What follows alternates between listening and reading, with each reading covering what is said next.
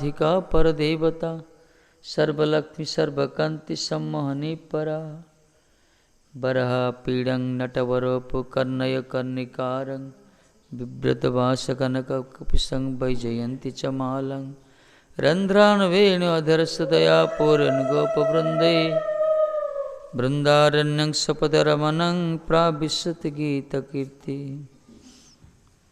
कनकमुकुटचूडपुष्पितभूषिताङ्गौ सकलवननिविष्टौ सुन्दरानन्दपुञ्जौ चरणकमलदिव्यो देवदेवादिसेव्यो भज भजतु मन रे राधिका कृष्णचन्द्र तमादिदेवं करुणनिधानं तमालवर्णं श्रितवतारम् अपार संसार समुद्र सेतुं भजामहे भागवत स्वरूपम् वृन्दाय तुलसी देवै प्रियाय केशवस्य च कृष्णभक्तिप्रदे देवी सत्यवते नमो नमो नारायणं नमस्कृत्य नरं चैव नरोत्तमं देवीं सरस्वती व्यासं ततो जयमुदीरयेत् जय श्री कृष्ण चैतन्य प्रभु नित्यानंद श्री अद्वैत गदाधर श्रीवासादि गौर भक्तवृंद हरे कृष्ण कृष्ण कृष्ण हरे हरे हरे राम राम राम हरे हरे हरे कृष्ण कृष्ण कृष्ण हरे हरे हरे राम राम राम हरे हरे।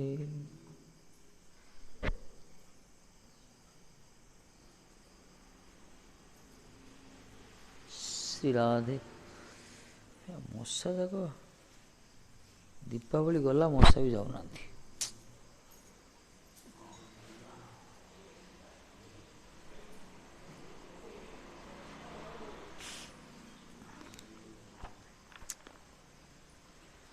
हे राधे करुणामय कूड़ी गणपति कूड़ी कौती बाबा गणपति कह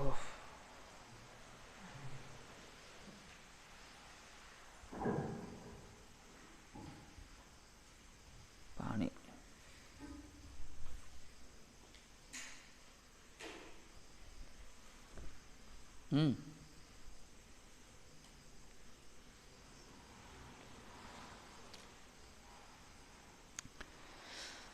केते मन पड़ो चारिड़े कह सब 3-4टा टपिक चलती राधे को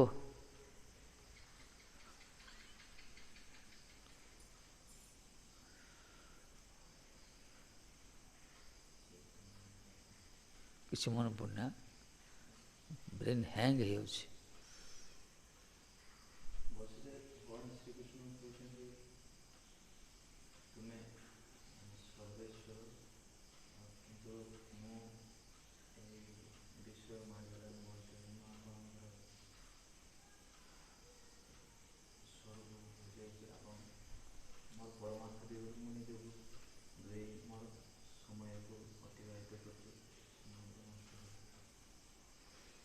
पढ़ो नहीं थी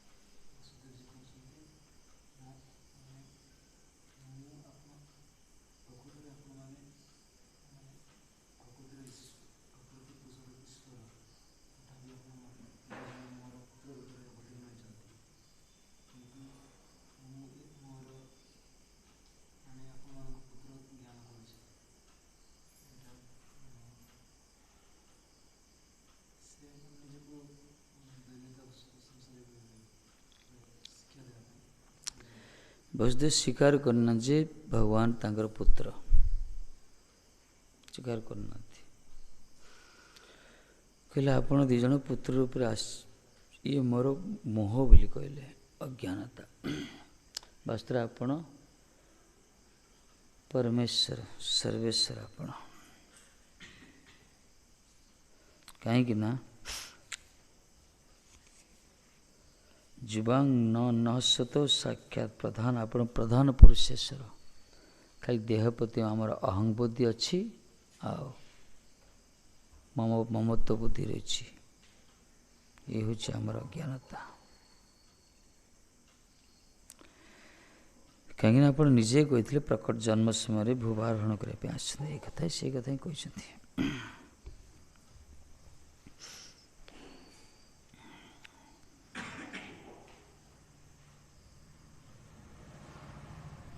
कहई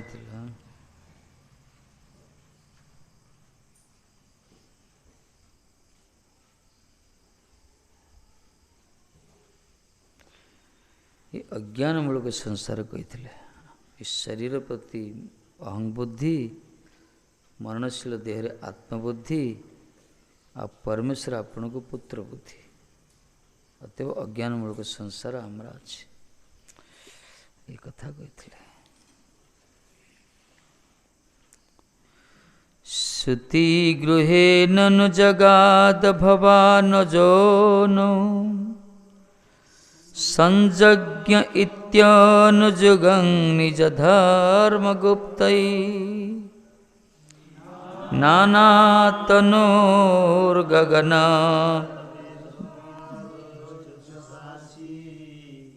को वेद भुम्न उर्गाय विभूति माया नानातनोर्गगना बद्धि ददज्जासि को वेद भुम्न उर्गाय विभूति माया।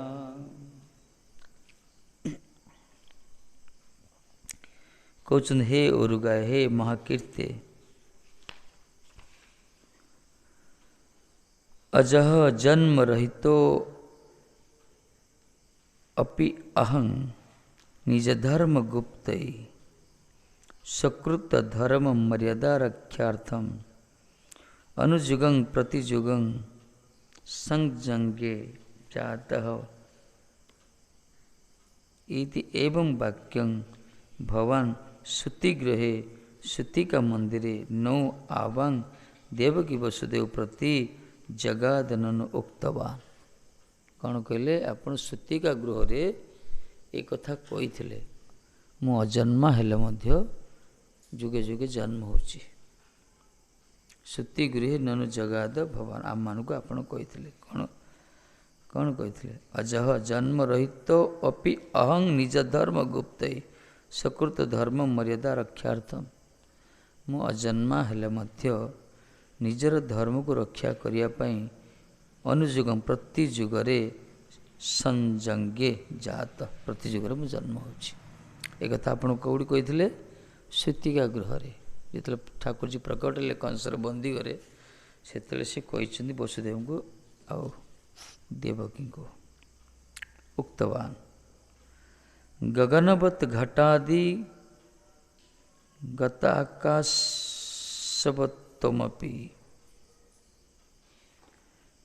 घटादि गत आकाशवत्तमपि नाना तनुः प्रतिजुगं विविधानि रूपाणि विद्धत शिकरवान पुनः जहासी अंतर्दापयसी भूमने सर्वगतस्यते विभूति माया विभूति रूपा माया को वेद जानती किए जानियो को वेद भूमन उर्गाय विभूति माया आपण को किए जानी पारंतनी घटादि गत आकाशवत्तमपि घट भितरे आकाश रही था आकाश तो सर्वव्यापक सर्वव्यापक आकाश मध्य घट भितर देखियो पानी टे से भीतर आकाश देखा से प्रकार आपणकर प्राकट्य लीला आदि किए जान आपण को प्रति जुगरे भिन्न रूप आप आपर अंतर ध्यान भी होती तेणु आपणकर माया द्वारा किए जापर हे महाकीर्तिशालीन ଆପଣ ବସ୍ତୁତଃ ଜନ୍ମ ରହିତ ହୋଇ ସ୍ୱକୃତ ଧର୍ମ ମର୍ଯ୍ୟାଦା ରଖିବା ପାଇଁ ପ୍ରତି ଯୁଗରେ ଜନ୍ମ ଅଭିନୀଳା କରିଥାନ୍ତି। ଏକଥା ସୂତିକା ଗୃହରେ ଦେବକୀ ମୋ ନିକଟରେ କହିଥିଲେ। ହେ ଭଗବାନ, ଆପଣ ଏଇ ପଟାଦିଗତ ମହାକାଶର ନ୍ୟାୟ ପ୍ରତି ଯୁଗରେ ବିବିଧ ରୂପ ସ୍ୱୀକାର କରି ପୁନର୍ବାର ସେମାନଙ୍କୁ ଅନ୍ତର୍ଧ୍ୟାନ କରିଥାନ୍ତି। ହେ ଭୂମନ, ଆପଣଙ୍କର ବିଭୂତି ରୂପ ମାୟାକୁ କେହି ଅବଗତ ହେବା ପାଇଁ ସମର୍ଥ ନୁହନ୍ତି। ଏ ଯେ ବିଭୂତି ରୂପ ମାୟା, ଭଗବାନ ନିଜେ ପ୍ରକଟ ହୁଅନ୍ତି, ଲୀଳା ସଂଗୋପନ କରନ୍ତି, ଅନ୍ତର୍ଧ୍ୟାନ ହେଇଯାନ୍ତି, ତାଙ୍କୁ କେହି ବୁଝିପାରିବେନି। ନିଜକୁ ଜାଣିପାରୁନାହାନ୍ତି, ଭଗବାନ କ'ଣ ବୁଝିବା। କୋନ ବେଦ ଭୂମ୍ନା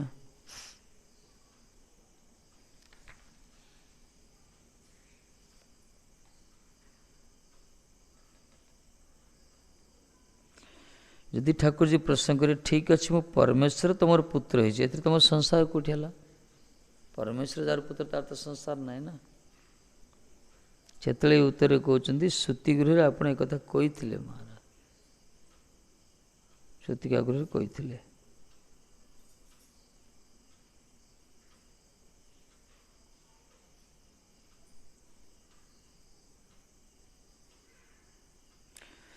ଠାକୁରଜୀ କ'ଣ କହିଥିଲେ ସୂତିକା ଗୃହରେ? ହେ ବସୁଦେବ ଦେବକୀ, 3 ଜନ୍ମ ଧରି ମୁଁ ତମରି ପୁତ୍ର ରୂପରେ ଆସିଛି। ନା କ'ଣ? ପ୍ରଥମେ ଆସିଥିଲେ ଆପଣ 2 ଜଣ, ମୋର 2 ଜଣଙ୍କ ପ୍ରତି ଯୁଗେ ପୃଷ୍ଟି ସୁତପା ପ୍ରଥମେ ଆସିଥିଲେ, ପୃଷ୍ଟି ଗର୍ଭରେ ଆସିଥିଲେ ସୁତପା, ତାପରେ କଶ୍ୟପ ଅଦିତି ବାମନ ଦେବକୀ ଆସିଲେ, ତାପରେ ବସୁଦେବ ଦେବକୀ ଠାକୁରଜୀ ଆସିଲେ ନିଜେ। ଅତଏବ ସମସ୍ତ ସମୟ আপনার 2 ଜଣ হইতে ଆମର ଜନ୍ମଗ୍ରହଣ ଅର୍ଥାତ୍ ଅବତୀର୍ଣ୍ଣ ହୋଇଅଛି। ସକଳ ସମୟ, ସବୁ ସମୟରେ ଆପଣଙ୍କ 2 ଜଣଙ୍କ ଠାରୁ ହିଁ ମୁଁ ଜନ୍ମଗ୍ରହଣ କରିଛି।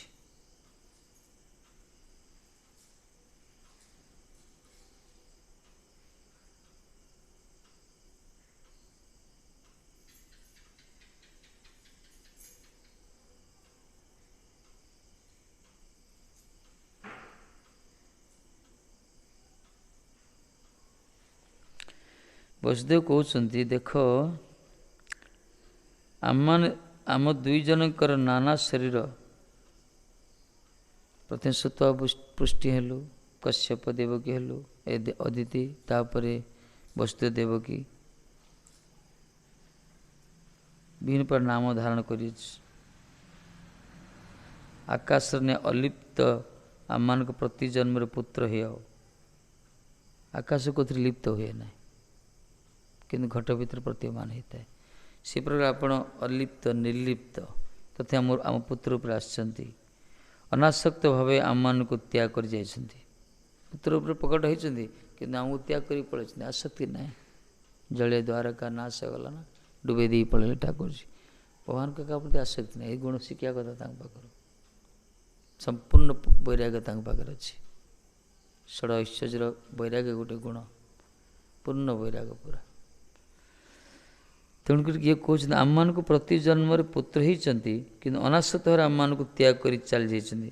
ସଂସାର ଶେଷ ହେଉନି ଆମର। ତେଣୁ ଆପଣ ଭୂମା ପୁରୁଷ ପରମେଶ୍ୱର ବିଭୂତି ରୂପା ମାୟାକୁ କିଏ ଜାଣିବ ମହାରାଜ? ଆପଣ ତ ଭୂମା ପୁରୁଷ ପରମେଶ୍ୱର, ଆପଣ ସର୍ବବ୍ୟାପକ ତ ଆପଣଙ୍କୁ କିଏ ଜାଣେ? ଆପଣ ବିଭୂତି ରୂପ ମାୟାକୁ ଆପଣ କେତେବେଳେ ଆସନ୍ତି? ସେଥିପାଇଁ ବ୍ରହ୍ମାଜୀ କହିଥିଲେ, ଭଗବାନ କେତେବେଳେ କେଉଁଠି କେଉଁ ଉଦ୍ଦେଶ୍ୟରେ କି ରୂପରେ କେଉଁ ସମୟରେ ଜନ୍ମ ହେବେ, ପ୍ରକଟ ହେବେ, କେହି ଜାଣିପାରିବେନି। କିଏ ଜାଣନ୍ତୁ ନ ଜାଣନ୍ତୁ, କିନ୍ତୁ ମୁଁ ଜାଣିପାରୁନି ବୋଲି କହିଲେ ବ୍ରହ୍ମା। ଯଦି କିଏ ଜାଣୁଛି ଜାଣୁ, କେଉଁ ବା ଜାଣନ୍ତୁ, କିନ୍ତୁ ମୁଁ ଜାଣିପାରୁନି ସେ କେଉଁଠି କେତେବେଳେ କି ରୂପରେ କାହିଁକି କେଉଁ ଉଦ୍ଦେଶ୍ୟରେ କେଉଁ ସମୟରେ ଆସୁଛନ୍ତି, ତାଙ୍କୁ ବୁଝିବାଟା ବଡ଼ କଷ୍ଟ।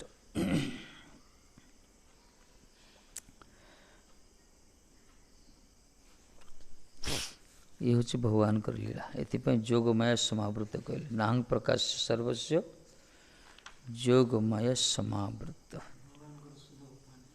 ହଁ ହଁ, ଶୁଦ୍ଧ ଭକ୍ତ କଥା ଅଲଗା।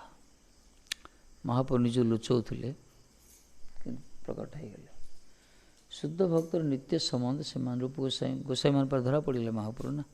ଚୈତନ୍ୟ ମହାପ୍ରଭୁ ନିଜକୁ ଛନ୍ନ ଅବତାରିକି ଆସିଥିଲେ, ନିଜକୁ କେବେ ପ୍ରକାଶ କରିନଥିଲେ ସିଏ, କିନ୍ତୁ ନିତ୍ୟ ପରିକର ମାନ ପରେ ଧରା ପଡ଼ିଗଲେ ସିଏ। କାହିଁକି ସେ ଅଷ୍ଟସାତ ବିକାର ଦେଖେଇଲେ ଯେ ଅତିମୂର୍ତ୍ତି ସବୁ ଲୀଳା। ସଚୀ ମାତା ପୁରା କହିଲେ ବାୟୁ ରୋଗ ହେଲା, ଭାବିଲେ କେତେ ଆସିଲେ, କେତେ ଲୋକ କେତେ ମତ ଦେଲେ ଯେ ପେଟ ଫୁଲା ରୋଗ ବାହାରିଥିଲା, ଗଁ ଗଁ କରି ଗର୍ଜନ କରି ବିକାର, ଏଇଟା ଭକ୍ତିର ବିକାର, କୃଷ୍ଣଙ୍କର ବିକାର ମହାପ୍ରଭୁ। କିଏ କେତେ ପ୍ରକାର ଭାବିଲେ, କିନ୍ତୁ ଶ୍ରୀବାସ ଯେତେବେଳେ ଭକ୍ତମାନେ ଆସିଲେ, ଶ୍ରୀବାସ ପଣ୍ଡିତ ବିଶେଷ କରି ଦେଖିଲେ ଇଏ ତ ଅତି ମାନେ ଅଷ୍ଟସାତ୍ୟ ବିକାର ମହାଭାଗବତ ଲକ୍ଷଣ, ଇଏ ବାୟୁ ରୋଗ ନୁହେଁ କି ପେଟ ରୋଗ ନୁହେଁ। ସଚୀ ମାତା କହିଲେ ଆରେ ଏ ରୋଗ ନୁହେଁ, ଇଏ କୃଷ୍ଣ ପ୍ରେମର ବିକାର। ଇଏ ଭକ୍ତମାନେ ଜାଣି ଦିଅନ୍ତି, ଶୁଦ୍ଧ ଭକ୍ତ ଯେଉଁମାନେ।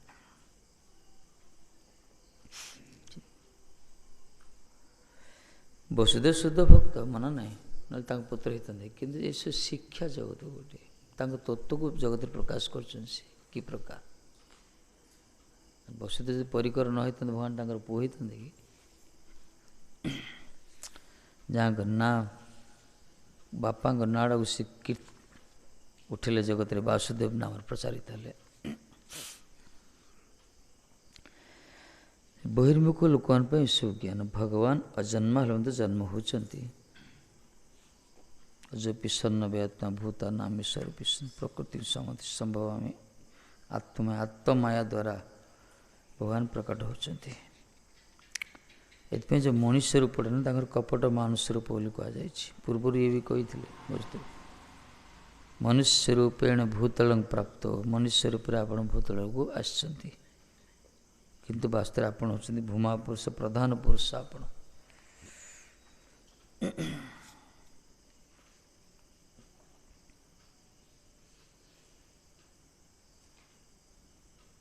ଭୂମା ମାନେ ବିରାଟ, ଭୂମା ପୁରୁଷ ମାନେ ବିରାଟ ପୁରୁଷ ଯିଏକି ସର୍ବେଶ୍ୱର ଯିଏକି। ଏଥିପାଇଁ ଥରେ ମୁନିମାନେ ପଚାରିଥିଲେ, ତାଙ୍କ ଭିତରେ ଚର୍ଚ୍ଚା ହେଲା ସୁଖ କେଉଁଠି ଅଛି, ସୁଖର ପ୍ରାପ୍ତି କେଉଁଠି। ସେତେବେଳେ ସନ୍ତାନ ଭିତରେ ବହୁତ ଇଷ୍ଟ ଗୋଷ୍ଠୀ ହେଉଥିଲା। କିଏ କେତେ ପ୍ରକାର ମତ ଦେଲେ, କିନ୍ତୁ ନିର୍ଯାସ ବାହାରିଲା, କହିଲା ଅଳ୍ପରେ ସୁଖ ନାହିଁ, ବହୁତରେ ସୁଖ ଅଛି। କ'ଣ କହିଲେ? ଅଳ୍ପରେ ସୁଖ ନାହିଁ, ବହୁତରେ ସୁଖ ଅଛି। ଆକୁ ପାର୍ଥିବ ଜଡ଼ ବିଚାର ନେଲେ ଅସୁବିଧା ହେଇଯିବ। କାରଣ ଜଡ଼ ଜଗତରେ ଯାହା ବି ଦେଖୁଛେ ସବୁ ଅଳ୍ପ, ଇଏ ବହୁତ ନାହିଁ। ଜଗତରେ ଯାହା ବି ଦେଖୁଛେ ସବୁ ଅସମ୍ପୂର୍ଣ୍ଣ, ଏଠି ସବୁ ଅଳ୍ପ। ତ ଏକମାତ୍ର ପୂର୍ଣ୍ଣ ହେଉଛନ୍ତି କିଏ? ଠାକୁରଜୀ। ସେଥିପାଇଁ କହିଲେ ଭୂମେଇବ ସୁଖମ ନାଲ୍ପେ ସ୍ୱଳ୍ପେ ନାସ୍ତି, ସ୍ୱଳ୍ପେ ନାସ୍ତି, ଅଳ୍ପରେ ସୁଖ ନାହିଁ। ଭୂମେଇବ, ଭୂମା ପୁରୁଷ ପାଖରେ ସୁଖ ଅଛି, ଭଗବାନ ପାଖରେ ସୁଖ ଅଛି, ସେ ପୂର୍ଣ୍ଣ ପୁରୁଷ। କିନ୍ତୁ ଭଗବାନଙ୍କ ଅତିରିକ୍ତ ଜଗତରେ ଯେତେ ପାର୍ଥିବ ବସ୍ତୁ ଅଛି, ଏଥିରେ ସାମିକ ଅଳ୍ପ ସୁଖ, ଏଇ ଅଳ୍ପ ବସ୍ତୁ। ଦେଖ ଆମେ ମଣିଷମାନେ ବଞ୍ଚିବା କେତେ ଦିନ ବଞ୍ଚିବା? 80, 100, ବଡ଼ ହେଲେ ବଡ଼ ବେଶୀ ହେଲେ 100 ବର୍ଷ, ସେଞ୍ଚୁରୀ। ସେ ତ ସନାତନ ପୁରୁଷ, ସେ ପୂର୍ଣ୍ଣ। ତାଙ୍କର ଯେଉଁମାନଙ୍କର ପରମାୟୁ କମ୍, ଯେଉଁମାନଙ୍କର ସବୁ ଯାହା ବି ଜଗତରେ ଦେଖୁଛି ସବୁକିଛି ଅଳ୍ପ, ସେ ହିଁ ପୁରା ପୂର୍ଣ୍ଣ ପରମ ଚେତନ, ସେ ପୂର୍ଣ୍ଣ ପୁରୁଷ। ତାଙ୍କ ପାଖରେ ଭୂମେଇବ ସୁଖମ ନାଲ୍ପେ ସୁଖମ ନାସ୍ତି, ସ୍ୱଳ୍ପେ ସୁଖମ ନାସ୍ତି। ଭୂମା ପୁରୁଷ ବସି ଦେଖୁଛନ୍ତି, ଆପଣ ଭୂମା ପୁରୁଷ ପରମେଶ୍ୱର। ତେଣୁ ଆପଣଙ୍କ ବିଭୂତି ରୂପ ମାୟାକୁ କିଏ ଜାଣିବ? ଭଗବାନଙ୍କ ମାୟାକୁ ବୁଝି ହେବନି। ବିଶେଷ କରି ମହାମାୟାକୁ ବୁଝିବନି, ଆଉ ଯୋଗ ମାୟାକୁ କୁଆଡ଼େ ବୁଝି ହେବ? ଠାକୁର ଯେତେବେଳେ ପ୍ରକଟ ହୁଅନ୍ତି, ସେ ଯୋଗ ମାୟା ଦ୍ୱାରା ଆବୃତ୍ତି ହେଇ ପ୍ରକଟ ହୁଅନ୍ତି। ବହିରଙ୍ଗା ଜଗତରେ ଆମମାନେ ସବୁ ମାୟା ଦ୍ୱାରା ମୋହିତ ହେଇଛେ। ଏଇ ଯୋଗ ମାୟାଙ୍କର ଛାୟା ହେଉଛି ମହାମାୟା। ଏଇ ମହାମାୟାର ପଞ୍ଜା ଭିତରେ ଆମେ ଉଦ୍ଧାର ହେଇପାରୁନି, ଆଉ ଯୋଗ ମାୟା ଭିତରେ ପ୍ରବେଶ କରି ତାଙ୍କୁ ଦେଖିବାଟା ବହୁତ ବଡ଼ କଥା।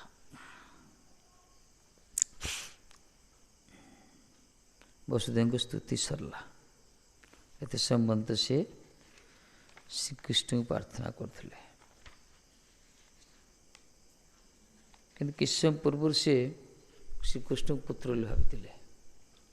ଏଥିପାଇଁ ସେ ପ୍ରଶ୍ନ ଉପସ୍ଥାପନ କରିଥିଲେ ମୁନିମାନଙ୍କ ପାଖରେ। ନାରଦ କିନ୍ତୁ କହିଥିଲେ ଦେଖ ପୁତ୍ର ଆଙ୍କର ସ୍ୱୟଂ ପରମେଶ୍ୱର, ତଥାପି ଏ ପ୍ରଶ୍ନ ଉପସ୍ଥାପନ କରୁଛନ୍ତି। ମୁନିମାନେ କହିଥିଲେ ଆପଣ ଖାଲି ଲୌକିକ ରୀତିରେ ଲୌକିକ ଶାସ୍ତ୍ର ରୀତିକୁ ରକ୍ଷା କରିବା ପାଇଁ ଆପଣ ପ୍ରଶ୍ନ କରୁଛନ୍ତି, ଆମେ ବି ଲୌକିକ ରୀତିରେ ଉତ୍ତର ଦେଉଛୁ, କିନ୍ତୁ ଆମେ ଜାଣିଛୁ ଆପଣ ପୁତ୍ର ସର୍ବସମର୍ଥ ସର୍ବଜ୍ଞ ସେ ଶିରୋମଣି ଭଗବାନ, ସେ ଆମର ଇଷ୍ଟ ଆରାଧ୍ୟ ସେ, ତାଙ୍କରି ବାପା ଆପଣ ପ୍ରଶ୍ନ କରୁଛନ୍ତି। ତାର ପରୀକ୍ଷଣରେ ଆଙ୍କର ସେଇ ବିଚାର ଆସିଗଲା, ଐଶ୍ୱର୍ଯ୍ୟ ଜ୍ଞାନ ଆସିଗଲା। ଐଶ୍ୱର୍ଯ୍ୟ ଜ୍ଞାନରେ ବସୁଦେବ ଏତେ ସବୁ ତତ୍ତ୍ୱ କଥା କହିଲେ। ମଝିରେ ମଝିରେ ବାତ୍ସଲ୍ୟ ରସ ଆସେ, କିନ୍ତୁ ପ୍ରାୟ ଐଶ୍ୱର୍ଯ୍ୟ ରସରେ ହିଁ ଥାଆନ୍ତି, ଐଶ୍ୱର୍ଯ୍ୟ ଜ୍ଞାନରେ। କାରଣ ଯେତେବେଳେ ସାଧକର ଐଶ୍ୱର୍ଯ୍ୟ ଜ୍ଞାନ ଆସିଯିବ ଭଗବାନ ପ୍ରତି, ସେତେବେଳେ ସେ ଭଗବାନ ବୋଲି ଭାବିବ, ଈଶ୍ୱର ଇଏ। ମାଧୁର୍ଯ୍ୟ କଥା ଅଲଗା। ଜଣେ ମହାତ୍ମା ଥିଲେ, ଭଜନ କରିଥିଲେ ନନ୍ଦ ଗାଁରେ। ତାଙ୍କର ଜଣେ ସହଧ୍ୟାୟୀ ଗୋଟେ ଆସିଲେ। ସେ କ'ଣ କଲେ, ସେ ଗୋପାଳ ଉପାସନା କରୁଥିଲେ। ସେ କୁଆଡ଼େ ତୀର୍ଥକୁ ଯିବେ ନା କୁଆଡ଼େ ଯିବେ, ତାଙ୍କର କାର୍ଯ୍ୟ ପଡ଼ିଲା। ଇଏ ତ ସାଙ୍ଗ ଥିଲେ, ତାଙ୍କର ବନ୍ଧୁ ଥିଲେ। ଇଏ ଗୋଟେ ଭଜନାନନ୍ଦୀ ମହାତ୍ମା ଦେଇଦେଲେ, ବାବା ମୁଁ କିଛି ଦିନ ଯାଉଛି, ଆପଣ ସେବା କରନ୍ତୁ। ଦେଖିଲେ ବନ୍ଧୁ ତ ହେଲେ ହଉ ରଖ। କିନ୍ତୁ ଯିଏ ଗୋପାଳ ଦେଇଗଲେ ସେ ପୂର୍ଣ୍ଣ ବାତ୍ସଲ୍ୟରେ ସେବା କରୁଥିଲେ, ଗୋପାଳକୁ ନିଜ ଲାଲା ବୋଲି ଭାବୁଥିଲେ। କିନ୍ତୁ ଯାହାକୁ ଦେଇଗଲେ ଇଏ ଟିକେ ଐଶ୍ୱର୍ଯ୍ୟ ଜ୍ଞାନ ମିଶ୍ରିତ ବାବା। ଇଏ କ'ଣ କଲେ, ଆଙ୍କର ଚେଲା ଥିଲେ, ସେବକର ଅଛନ୍ତି। ସେବକ କହିଲେ ଆରେ ଇଏ ଅଯାଚିତ ବୃତ୍ତି କରୁଥିଲେ, କେବେ କେବେ ମାଧୁରୀ କରୁଥିଲେ, ଏ ଠାକୁର ଗୋଟେ ଗ୍ରହ ପଳାଇଲେ। ଗ୍ରହ ନା ବିଗ୍ରହ, ଗୋଟେ ଗ୍ରହ, ବିଗ୍ରହ ବଡ଼ ଗ୍ରହ ଇଏ। ତ ବିଗ୍ରହ ଆସିଲେ ଆଦେଶ କଲାରେ ଖେଚୁଡ଼ି ଟିକେ କର। ତାପରେ ଖେଚୁଡ଼ି କରିଛନ୍ତି, ଖେଚୁଡ଼ି କରିଦେଇ ପଡ଼ିଲେ ସେ କହିଲେ ବାବା ଖେଚୁଡ଼ି हो गया। ଇଏ କ'ଣ କଲେ, ସେ ଗରମ ଖେଚୁଡ଼ି ଭିତରେ ଗୋପାଳଟା ରଖିଦେଲେ, ଆଉ ତୁଳସୀ ପକାଇବା ନା କିଛି ନାହିଁ। ଗୋପାଳ ସେ ଗରମ ଭିତରେ ଫୁଟୁଛନ୍ତି, ବୁଝିଲେ କାହିଁ କଲେ ଏମିତି? ଇଏ କହିଲେ ଇଏ ତ ଭଗବାନ, ଇଏ ବିଚାର ତାଙ୍କର ଦେଖ, ଇଏ ତ ଭଗବାନ। ଇଏ 7ଟା ସୂର୍ଯ୍ୟଙ୍କର ତେଜ ପଡ଼ିଥିଲା ବୃନ୍ଦାବନ ଲୀଳାରେ କୃଷ୍ଣଙ୍କ ଉପରେ। 7ଟା ତେଜରେ ପ୍ରଚଣ୍ଡ ମାର୍ତ୍ତନ, ମଧ୍ୟାହ୍ନ କାଳରେ ସୂର୍ଯ୍ୟଙ୍କର 7ଟା ସୂର୍ଯ୍ୟ ତେଜ ହୋଇକି ଆଗ ଶରୀରଟାକୁ ଥଣ୍ଡା ଗରମ କରାହେଇଥିଲା। ଇଏ କହୁଛନ୍ତି ଇଏ ତ ଈଶ୍ୱର, ସାରା କରୋଡ଼ କରୋଡ଼ ବ୍ରହ୍ମାଣ୍ଡର ସୂର୍ଯ୍ୟର ତେଜ ମଧ୍ୟ ଭଗବାନ କହିଛନ୍ତି ନା ଗୀତାରେ ବି, ଭାଗବତରେ କହିଛନ୍ତି। କହିଲେ ସୂର୍ଯ୍ୟର ତେଜ ମୁଁ, ଚନ୍ଦ୍ରର ତେଜ ମୁଁ, ଅଗ୍ନିର ତେଜ ମୁଁ, ତେଣୁ ଆଙ୍କ ପାଇଁ ଗରମ କ'ଣ ଉତ୍ତାପ କ'ଣ? ଇଏ ତ ସର୍ବସମର୍ଥ, ଇଏ ଯିଏକି ଦେବାନଳ ପାଳନ କରିଥିଲେ, ଅଗ୍ନି ଲେଲିଆନ ଅଗ୍ନି ଶିଖାଉ ଯେ ପାଳନ କରୁଛନ୍ତି। ଏହି ପ୍ରକାର ଐଶ୍ୱର୍ଯ୍ୟ ଜ୍ଞାନରେ ସିଏ ଆଉ ତ କେତେ ମହତ୍ଵ କୁହନ୍ତି। ପୁରା ସେ ପାଣି ପକାଇଦେଲେ, ଚାଉଳ ପକାଇଦେଲେ, ନିଆଁ ଲଗାଇଦେଲେ, ଗୋପାଳ ଭିତରେ ଛାଡ଼ିଦେଲେ, ସେଇ ଭିତରେ ଫୁଟୁଛନ୍ତି, ଖାଉଛନ୍ତି ଠାକୁର। କାରଣ ଐଶ୍ୱର୍ଯ୍ୟ ଜ୍ଞାନ, ତମେ ଯେଉଁ ଭୋଗ ଲଗାଅ ତମେ ଖାଅ। ସେ ବାବା ଯେତେବେଳେ ଆସିଲେ, ଯିଏ ବନ୍ଧୁ ଦେଖିଲେ ଯେ ଗରମ ଭିତରେ ଗୋପାଳକୁ ରଖା ହେଇଛି, କାନ୍ଦି ପକେଇଲା। କରିବେ କ'ଣ? ସେ ମାଧୁର୍ଯ୍ୟ ବାତ୍ସଲ୍ୟର ଉପାସକ ନା, କଷ୍ଟ ହେଲା ତାଙ୍କୁ। ସେ କହିଲେ ହେ ଭଗବାନ, ଆଉ ଜୀବନରେ ମୁଁ କେବେ କାହାକୁ ଦେବିନି ଆପଣଙ୍କୁ, ଯୁଆଡ଼େ ଯାଉଥିଲି ସାଥିରେ ଧରିକି ଯାଉଥିଲି। କାନ୍ଦି କାନ୍ଦି ନେଇଗଲେ। କରିବ, ଇଏ ତ ଐଶ୍ୱର୍ଯ୍ୟ ରସର ଉପାସକ, ଇଏ ଜାଣିବ କେମିତି? ଯଦି ଜଳନ୍ତ ଆମ କୁଞ୍ଜହାରୀ ଅଛନ୍ତି, ବହୁତ ଲୋକ ଆସୁଛନ୍ତି ମଧ୍ୟ, ଉତ୍ସବ ସମୟରେ ବହୁତ ଲୋକ ଆସୁଛନ୍ତି, ଦେଖିଦିଅନ୍ତି, ସେ କୁଣ୍ଢେଇକି, ସେ ଯାତ୍ରାରେ କଣ୍ଢେଇ ଦେଲା ଦେଖିଦେଇକି ପଳାନ୍ତି। ଯାତ୍ରାରେ ଦେଖୁନ ସବୁ ମେଢ଼ କରାହେଇଥାଉ, ସବୁ ରଖା ହେଇଥାଉ, ସବୁ ପୁତନା ଲେଖା ହେଉଛି, ସେ ପୁରା ଦେଖିଦେଇ 2ଟା ଠାକୁର ପଳାଉଛନ୍ତି ପ୍ରସାଦ ଖାଇଦେଇକି। ଯେଉଁମାନେ ଭକ୍ତ ଟିକେ ସଂସ୍କାର ଥିବ ସେମାନେ ଆସି ଟିକେ ପ୍ରାର୍ଥନା କରିବେ, ଟିକେ କେତେ ଫର୍ମାଲିଟିରେ କରିଦେଇ ପଳାନ୍ତି। ଯେଉଁମାନଙ୍କୁ ଟିକେ ସଂସ୍କାର ଭଲ, ଟିକେ ଚାହିଁବେ, ପ୍ରଣାମ କରି ପରିକ୍ରମା କରି। ବିଗ୍ରହ ଅଛନ୍ତି, ଲୋକଙ୍କ ଦୃଷ୍ଟିକୋଣ ଅଲଗା ଅଲଗା, ସଂସ୍କାର ଅଲଗା ଅଲଗା। କାହା ପାଇଁ ଏ ପଥର, କାହା ପାଇଁ ଠାକୁର, ଏ ପ୍ରକାର। किए तो ऐश्वर्य ज्ञान भगवान भावुଥିବ, किए तो माधुर्य रसरे मोर ନିଜକୁ ନିଜର ସ୍ୱାମୀ ନିଜର ପୁତ୍ର ଏ ପ୍ରକାର ଭାବରେ ଗ୍ରହଣ କରୁଥିବେ। ଏଥିପାଇଁ ଭକ୍ତର ଭାବନା ଅନୁସାରେ ଭାବଗ୍ରାହୀ ପ୍ରକଟ ହୁଅନ୍ତି। ଭାବନା ଅନୁସାରେ ଯେତେ ସମ୍ପନ୍ତ ଈଶ୍ୱରଙ୍କୁ ଭଗବାନ ବୋଲି ଭାବିବା କୃଷ୍ଣଙ୍କୁ ପ୍ରେମ ବସ୍ତୁ ମିଳିବନି ସେଠି। ଯେ ତାଙ୍କୁ କୌଣସି ଗୋଟେ ରସରେ ସମ୍ବନ୍ଧୀଭୂତ ହେଇକି ନିଜର କରିବା, ତାହେଲେ ପ୍ରେମଟା ମିଳିବ। ଏହି ହେଉଛି ବ୍ରଜ ଭାବ। ସେଥିପାଇଁ ଯେ ପ୍ରଥମେ କ'ଣ ଏବେ ବର୍ତ୍ତମାନ ଈଶ୍ୱର କରିଦେଲେ, ଈଶ୍ୱର ଭାବିଦେଲେ ଐଶ୍ୱର୍ଯ୍ୟ ଜ୍ଞାନ। କିନ୍ତୁ ନନ୍ଦଜୀ କେବେ ବି ଭାବି ନାହାନ୍ତି। ନନ୍ଦ ବାବା ଯଶୋଦା ମା କ'ଣ ଗୋପୀମାନେ କେବେ ତ ଭାବି ନାହାନ୍ତି ତାଙ୍କୁ ଭଗବାନ ବୋଲି। ଉଦ୍ଧବ କହିକି ଶେଷରେ ଶିଷ୍ୟ ହେଇକି ପଳେଇ ଆସିଲେ, ଚରଣ ଧୂଳିକୁ ପ୍ରଣାମ କରିକି ପଳେଇ ଆସିଲେ। ଜ୍ଞାନକୁ ଦୂରରେ ଜ୍ଞାନ ଦେବେ କ'ଣ, ଇଏ ନିଜେ ଜ୍ଞାନ ପ୍ରାପ୍ତ ହେଇକି ଆସିଲେ, ତାଙ୍କୁ ଶିଖିକି ଆସିଲେ।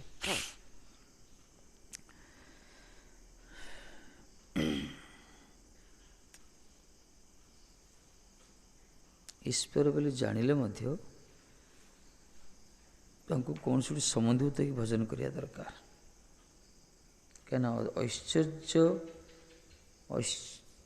ମାଧୁର୍ଯ୍ୟର ସିନ୍ଧୁ ଭିତରେ ଐଶ୍ୱର୍ଯ୍ୟ ଜ୍ଞାନ ସବୁ ବିନ୍ଦୁ ଭଳିଆ ଉଭାନ ହେଇଯାଏ, ଅନ୍ତର୍ଧ୍ୟାନ ହେଇଯାଏ, ସବୁ ବିଲୀନ ହେଇଯାଏ।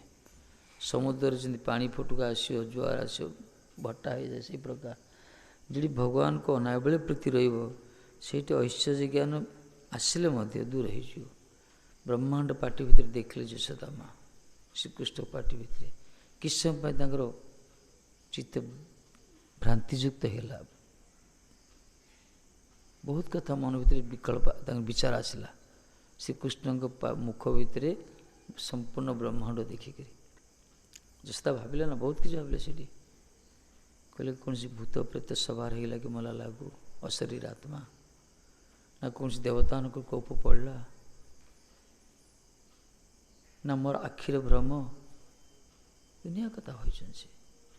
ତାପରେ ଆଖି ମନ୍ଥି ଦେଉଛି, ନା ତ ମୋ ତ ଆଖି ଚକ୍ଷୁ ଠିକ୍ ଅଛି। ତାପରେ ଦେବତାମାନେ ମୋ ଲାଲାର କ'ଣ କରିବେ? ପ୍ରକର୍ଷଣରେ ବହୁତ ଦେବତା ଅଛନ୍ତି ଛଦ୍ମବେଶ ଦର୍ଶନ କରିବା ପାଇଁ, ଏ ତ କାହାର କ୍ଷତି କରିନି, ନା ସେ କଂସ ପ୍ରେରଣ କରିଛି ମାନେ ଭାବୁଛନ୍ତି ସେ। ତାପରେ ଦେଖି ଆଶ୍ଚର୍ଯ୍ୟ ହେଇଗଲେ। ତାପରେ ଭାବିଲେ ବୋଧେ ଲାଲାଟାର ସ୍ୱଭାବ ବୋଧେ ଏ ପ୍ରକାର। ଗରଗାଚାର୍ଯ୍ୟ ଯେଉଁ କଥା କହିଥିଲେ, ଅଦ୍ଭୁତ ଛୁଆ ଇଏ, ଯତ୍ନ ରଖ, ତାର ସ୍ୱଭାବ ବୋଧେ ଏ ପ୍ରକାର। ତାପରେ ପରକ୍ଷଣରେ ତାଙ୍କର ଯେଉଁ କିଛି ସମୟ ପାଇଁ ଯେଉଁ ମାନସପଟରେ ଯେଉଁ ଐଶ୍ୱର୍ଯ୍ୟ ଜ୍ଞାନର ଉଦ୍ଭବ ହୋଇଥିଲା, କିନ୍ତୁ ସେଇଟା ପରକ୍ଷଣରେ ଅନ୍ତର୍ହିତ ହେଇଗଲା, ଯେମିତି ସିନ୍ଧୁ ଭିତରେ ଇନ୍ଦୁଲ ବିଲୀନ ହେଇଯାଏ।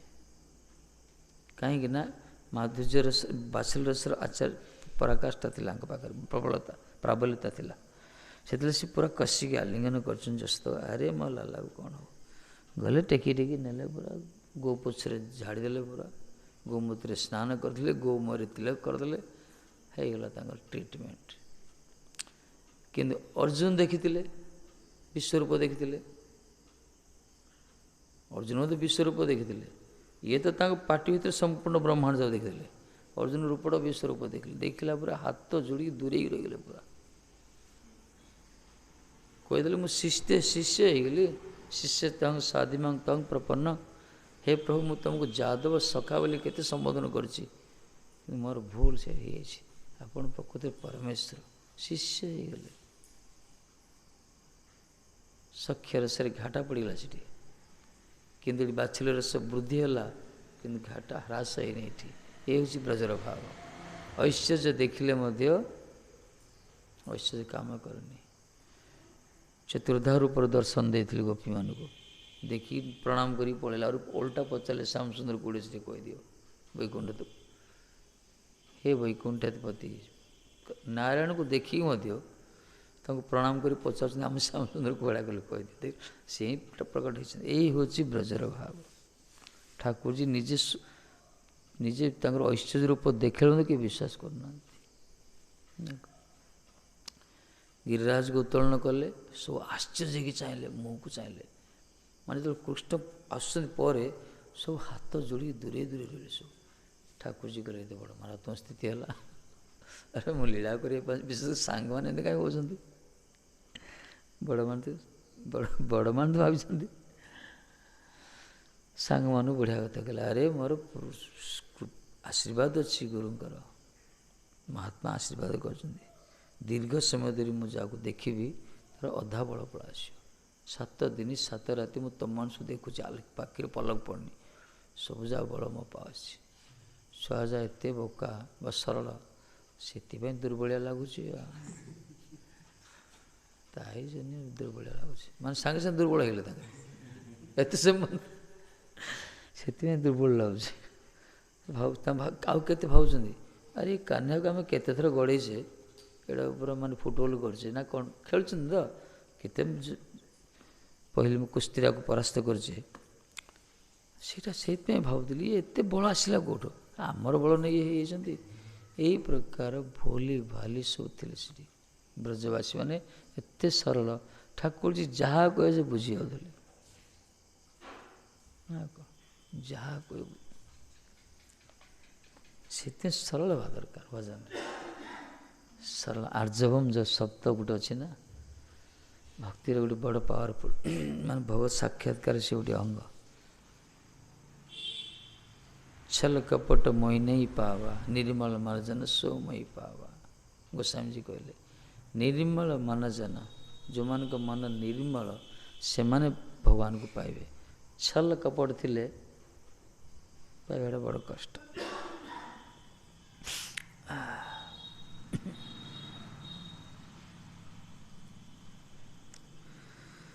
ଭଗବାନଙ୍କୁ କିଏ କହିବ, ଭଗବାନଙ୍କୁ ଯେଉଁ ଲୀଳା କରିଛନ୍ତି, ଦ୍ୱୈତ ଲୀଳା କରିଛନ୍ତି ସବୁ। ଅଜନ୍ମ ହେଇକି ଜନ୍ମ ହୋଇଛନ୍ତି, ଆପ୍ତ କାମ ହେଇକି ଦୁନିଆ କାମନା କରିଛନ୍ତି, ଆତ୍ମାରାମ ହେଇକି ଅନ୍ୟ ବାହ୍ୟ ରମଣ କରିଛନ୍ତି, ସବୁ ନିଜେ ଆତ୍ମା ରମଣ କରିବା ଲୋକ। କ୍ଷୁଧା ତୁଷ୍ଟ ନାହିଁ କିନ୍ତୁ କ୍ଷୁଧାରେ ଅତିଷ୍ଠ ହେଇଛନ୍ତି, ପ୍ୟାସୀ ହେଇଛନ୍ତି, ପୁରା ଗାମ୍ଭୀର୍ଯ୍ୟ ଶିରୋମଣି, ସେ ପୁରା ଗାମ୍ଭୀର୍ଯ୍ୟ ନା, ବେଦରେ ବର୍ଣ୍ଣନା କରାଯାଇଛି, ତଥାପି ସେ ଚଳଚଞ୍ଚଳ ପୁରା ନଟଖଟି ହେଇଛନ୍ତି। ଏହି ପ୍ରକାର ତାଙ୍କର ରୂପ, କିଏ କାନ୍ଦିଛନ୍ତି, କ୍ରୋଧାନ୍ୱିତ ହେଇଛନ୍ତି, ଭାଙ୍ଗିଛନ୍ତି, ଲୁଟିଛନ୍ତି, ଚୋରେଇଛନ୍ତି, କ'ଣ ନ କରିଛନ୍ତି। ଭଗବାନ ଏସବୁ କାମ କରିବେ? ଭଗବାନ ସେ ବେଦାନ୍ତରେ ଯାହାକୁ, ବେଦରେ ଯାହାକୁ ନେତି ନେତି କୁହାଗଲା, ସେ ଯାଇକି କର୍ଦ୍ଦମରେ ଲିପ୍ତ ହେଉଛନ୍ତି, ପୁରା କାଦରେ ପୁରା ଖେଳୁଛନ୍ତି, ସେମିତି ଆଦିବାସୀ ଛୁଆ ଭଳିଆ। ଆଦିବାସୀ ଛୁଆ ଯାହା ବର୍ଷା ଦିଗ ଲଙ୍ଗଳା ହେଇ ଗଡ଼ୁଥିବେ, ଠାକୁରଜୀ ଗଡ଼ୁଛନ୍ତି ଯାଇକି ଯଶୋଦା ମାଙ୍କର ପ୍ରାଙ୍ଗଣରେ। ତାଙ୍କୁ ଯଦି ଜ୍ଞାନୀମାନେ ଦେଖି କେବେ ଭଗବାନ କହିବେ ତ, କିଏ କହିବେ? ବାଛୁର ନାଙ୍ଗଡ଼ ଧରି ଦୌଡ଼ୁଛନ୍ତି, ଶୋଇଥିବ ବାଛୁଟା, ତମର କ'ଣ କଲା, ନାଙ୍ଗଟା ଧରିବ ନା ଯାଇକି, ଏ ଦୌଡ଼ିଲା, ଇଏ ଦୌଡ଼ୁଛନ୍ତି। ବାପା କହୁଛନ୍ତି ପିଢ଼ାଟା ନେଇ ଆସ, କୁନ୍ଥେଇ କୁନ୍ଥେଇ ଉଠୁଛନ୍ତି, ଯଦି ଗିରିରାଜ ଉଠିବା ବାଲା ପିଢ଼ା ଉଠି ପାରୁନାହାନ୍ତି, କିଏ କହିବ ଭଗବାନଙ୍କୁ? ଗିରିରାଜ ଉଠୁଛନ୍ତି ବାଁ ଗୋଷ୍ଠୀରେ, କିନ୍ତୁ ପିଢ଼ାଟା ଉଠୁଛନ୍ତି କୁନ୍ଥେଇ କୁନ୍ଥେଇ। ଏହି ପ୍ରକାର ଶିବଧନୁକୁ ଯିଏ ବୁଲେଇ ବୁଲେଇ ଭାଙ୍ଗିଥିଲେ, ବାପାଙ୍କର କଠୋଟା ବଡ଼ କଷ୍ଟରେ ମୁଣ୍ଡରେ ଧରିକି ଆସୁଛନ୍ତି। ଇଏ ଯେ ଭଗବାନଙ୍କୁ କିଏ ଭଗବାନ କହିବ? ଜ୍ଞାନୀ ମାନେ ଫେଲ୍ ହେଇଯାନ୍ତି ଏଠି, କିନ୍ତୁ ଭାବୁକ ରସିମାନ ପାଇଁ ସେ ଈଶ୍ୱର, ଠାକୁରଜୀ ସେ ଏସବୁ ରସଗତ ରସରାଜଙ୍କର ରସିକ ମାନେ ଉପାସକ ଆଙ୍କ ଲୀଳାକୁ। କିନ୍ତୁ ଯେଉଁମାନେ ଜ୍ଞାନୀ ଯେଉଁମାନେ ନା, ତାଙ୍କେ ଖାଲି ବୁଦ୍ଧିଟା ଲଗାଇବେ, ବୈଜ୍ଞାନିକ ମାନେ ରିସର୍ଚ୍ଚ କଲା ଗବେଷଣା କରିବେ, ଏ ଭିତରେ ରସଫସ ପ୍ରବେଶ କରିବନି ତାଙ୍କୁ। ଜ୍ଞାନୀ ମାନେ ବ୍ରହ୍ମା ଭଳିଆ ଲୋକ ଫେଲ୍ ହେଇଗଲେ।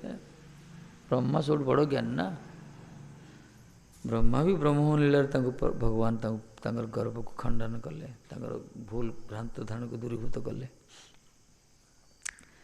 ତେଣୁ ଭଗବାନଙ୍କୁ ତାଙ୍କର ବିଭୂତି ରୂପ ମାୟାକୁ କିଏ ବୁଝିବ?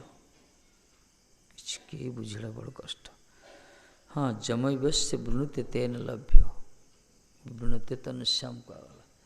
ସିଏ ଯାହାକୁ କୃପା କରିବେ, ତାଙ୍କରି କୃପାରେ ଦଦାମି ବୁଦ୍ଧି ଯୋଗ, ସିଏ ହିଁ ବୁଦ୍ଧି ଯୋଗ ଦେବେ, ବୁଦ୍ଧି ଦେବେ। ତାହେଲେ ତାକୁ ଜାଣିପାରିବା, ତାଙ୍କର ଶରଣାଗତ ହେଇପାରିବା, ତାଙ୍କୁ ବୁଝିପାରିବା। ନିଜ ବୁଦ୍ଧିରେ ଆମେ କହିଦେଇ ପାରିବା, ତାଙ୍କ ଲୀଳାଟାକୁ ବର୍ଣ୍ଣନା କରିଦେଇ ପାରିବା, ଶବ୍ଦ ବିନ୍ୟାସ କରିକରି, ନିଜର ହୃଦବୋଧ ହେବନି, ନିଜ ଉପଲବ୍ଧି ହେବନି ସେ କଥା। ଆଉ ନିଜର ଉପଲବ୍ଧି ହେବନି, ଅନ୍ୟ କ'ଣ ଉପଲବ୍ଧି କରିବେ? ଏହି ପ୍ରକାର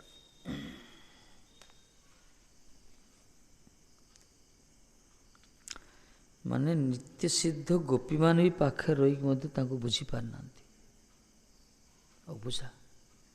ଏପରି ସ୍ୱୟଂ କିଶୋରଜୀ ମଧ୍ୟ, ସ୍ୱାମିନୀ ମଧ୍ୟ, ଯାହାଙ୍କ ପାଇଁ କୃଷ୍ଣ ପାଗଳ ହେଉଥିଲେ, ମଦନମୋହନ ମୋହିନୀ କୁହାଗଲା, ସିଏ ବି ମହାରାଜ ଯେତେବେଳେ ଅନ୍ତର୍ଧ୍ୟାନ ହେଇଗଲେ ଠାକୁରଜୀ, ସିଏ ବି ଧକ୍କା ଖାଇଗଲେ। ମାନେ ଆମକୁ ବୁଝିବାଟା ବଡ଼ କଷ୍ଟ। କିଶୋରଜୀଙ୍କ ପାଇଁ ପାଗଳ ଇଏ, ସତ କଥା ଇଏ। ତଥାପି ମହାରାଜ ଅନ୍ତର୍ଧ୍ୟାନ ଲୀଳା କରିଲେ, ଆଦୌ ତାଙ୍କର ସ୍ୱାତନ୍ତ୍ର୍ୟ ସେ ବଜାୟ ରଖିଲେ। ଇଏ ସେ ଯେ କି ପ୍ରକାର ପୁରୁଷ, ଧୂତ ପୁରୁଷ, ତାଙ୍କୁ ଧରିବାଟା ବଡ଼ କଷ୍ଟ।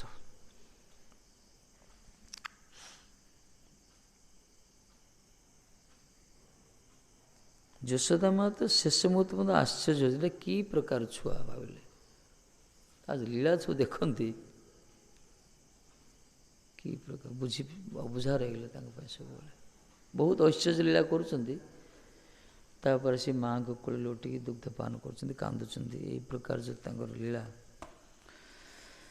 ତାଙ୍କ ବାତ୍ସଲ୍ୟ ରସରେ ଥାଏ, ସେ କ'ଣ ବୁଝେ। ଠାକୁରଜୀ ଯାହା ବି କଲେ ମଧ୍ୟ ତାଙ୍କର ବାତ୍ସଲ୍ୟତା ହିଁ ବ୍ରଜର ରସିକ ମାନଙ୍କର ଭାବ ହିଁ ବୃଦ୍ଧି ହେଉଥିଲା, ବର୍ଦ୍ଧିତ ହେଉଥିଲା।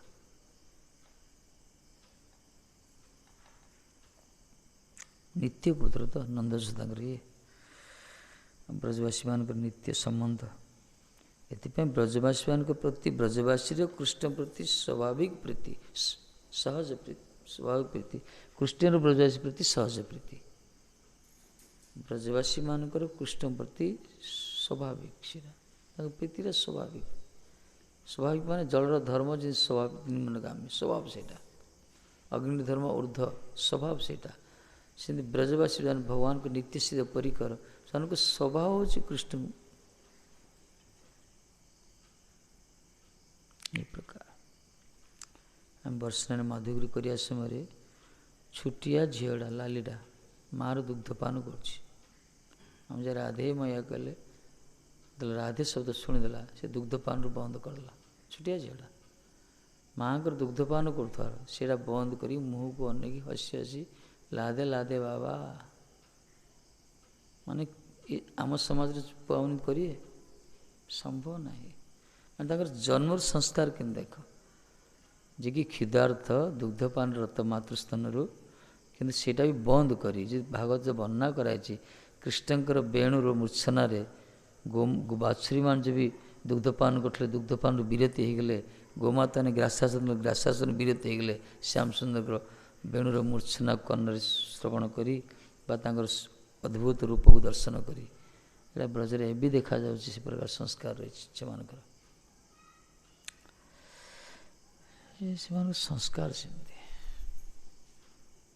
ଆମ ତ ମଲା ପର୍ଯ୍ୟନ୍ତ ବି ଗୋଟେ କୃଷ୍ଣଙ୍କ ବୋଲି କିଏ କହିପାରିବେନି, ଆଉ ସବୁ ଦୁନିଆ କଥା କହିବେ, କିନ୍ତୁ ଠାକୁରଜୀଙ୍କ ନାଁ କହିଲେ ତାଙ୍କୁ ଉଚ୍ଚାରଣ ହେବନି, ସେ ସଂସ୍କାର ଅଭାବ। ମରଡ଼କୁ ଶୁଣିବେ ରାମ ନାମ ସତ୍ୟ, ବଞ୍ଚିଥିଲା ବେଳେ କାହିଁ ସେ ରାମ ମନ୍ଦିର ଯାଉଛୁ କହିବେ, ମରିଲା ପୂର୍ବରୁ ରାମ ନାମ ସତ୍ୟ। ମୂର୍ଖ ସମାଜ ନା ଏଇଟା।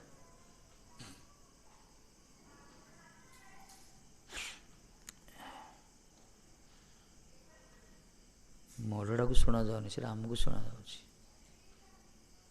ମୃତ୍ୟୁ ସମୟରେ, ଶ୍ମଶାନକୁ ଯିବା ସମୟରେ, ମୃତ୍ୟୁ ଶରୀର ପାଖରେ ରାମ ନାମ ସତ୍ୟ ଯେଉଁ କହୁଛି, ଆମକୁ ଶୁଣାଉଛି। ଦେଖ ଯେଉଁମାନେ ବଞ୍ଚିଛନ୍ତି, ଲୋକଟା ଥିଲା, କେତେ କ'ଣ କରିଥିଲା, କିଛି ନେଲା, କିଛି ନେଲାନି।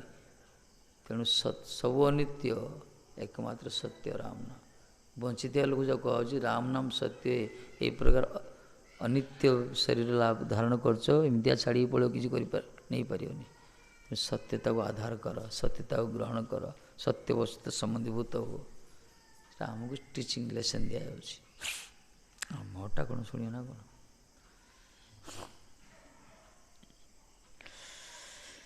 এই প্রকার শিশুকবাচ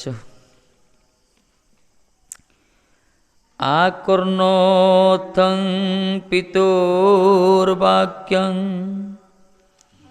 ভগবান সত্যতর্ষভ प्रत्याह प्रश्रया नम्र प्रहसन शुक्लया गिरा। शिशुकोवाच भगवान् सत्वतर्षभ जदुश्रेष्ठ श्रीकृष्ण पितुः वसुदेवस्य इत्थम् अनेन प्रकारेण उक्तं वाक्यम आकर्ण्य श्रुत्वा। जादव श्रेष्ठ से शास्त्रतांग पति से श्रीकृष्ण निजर वसुदेव पिता वसुदेवंकर यही प्रकार अनेक प्रकार वाक्य को श्रवण करी वसुदेव ठारू प्रहसन प्रकृष्ट हास्यं कुर्वन् पूरा प्रसन्न हसुंदी पूरा। तथा प्रश्रया नम्र विनयावनतः सन तापर बड़ विनीत हो गले विनम्रता सह शुक्लया गिरा मधुर वाचा प्रत्याह प्रत्युक्तवान। विनम्रता सहित अत्यंत मधुर वाणी रे प्रत्युत्तर दौरान। श्री सुखदेव कहले जदुश्रेष्ठ भगवान श्रीकृष्ण पितांकर यही प्रकार वाक्य श्रवण पूर्वक प्रकृष्ट हास्य विनय नम्रता युक्त मधुर स्वर रे प्रत्युत्तर वाक्य कहवाकू लागिले।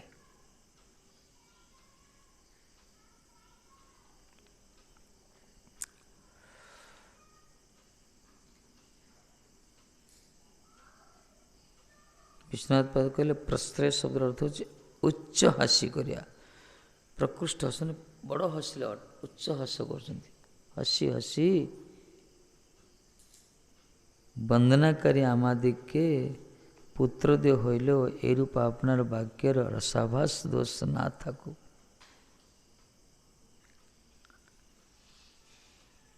प्रति भय आम यह तात्पर्य अन्य प्रकार प्रतिपादन करते अच्छी ए रूप भाव प्रकाश जन कहले जमी रसाभास न हो रसाभास दोष गोटे अच्छी। रसाभास दोष क्या कहगला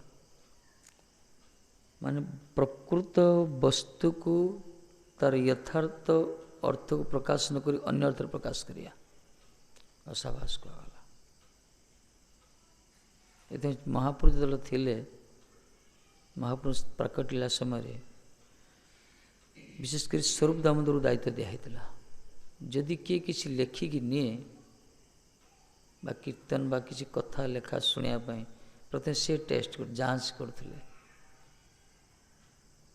रसाभास न हो महाप्रभु क्या महाप्रभु जो रस रही से व्याघात जमी न हो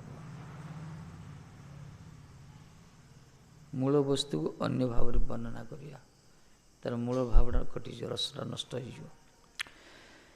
ये कहले यही रूप अपनार वाक्य रसाभास दोष न ये जो वाक्य कही रसाभास दोष से भगवान विचार करी बर्तमान कहे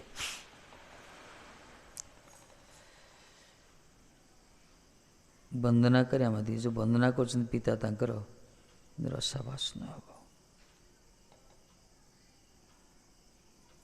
जन दक्षिण भारत बल्लभ संप्रदाय बोधे सी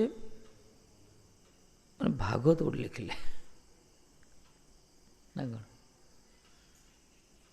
कौन इच्छा जो चैतन्य देव जी श्रवण करदे सारा ब्रह्मांड विश्व मो भागवत हाइलाइट हो टीकाकार से बहुत जाई शुणिले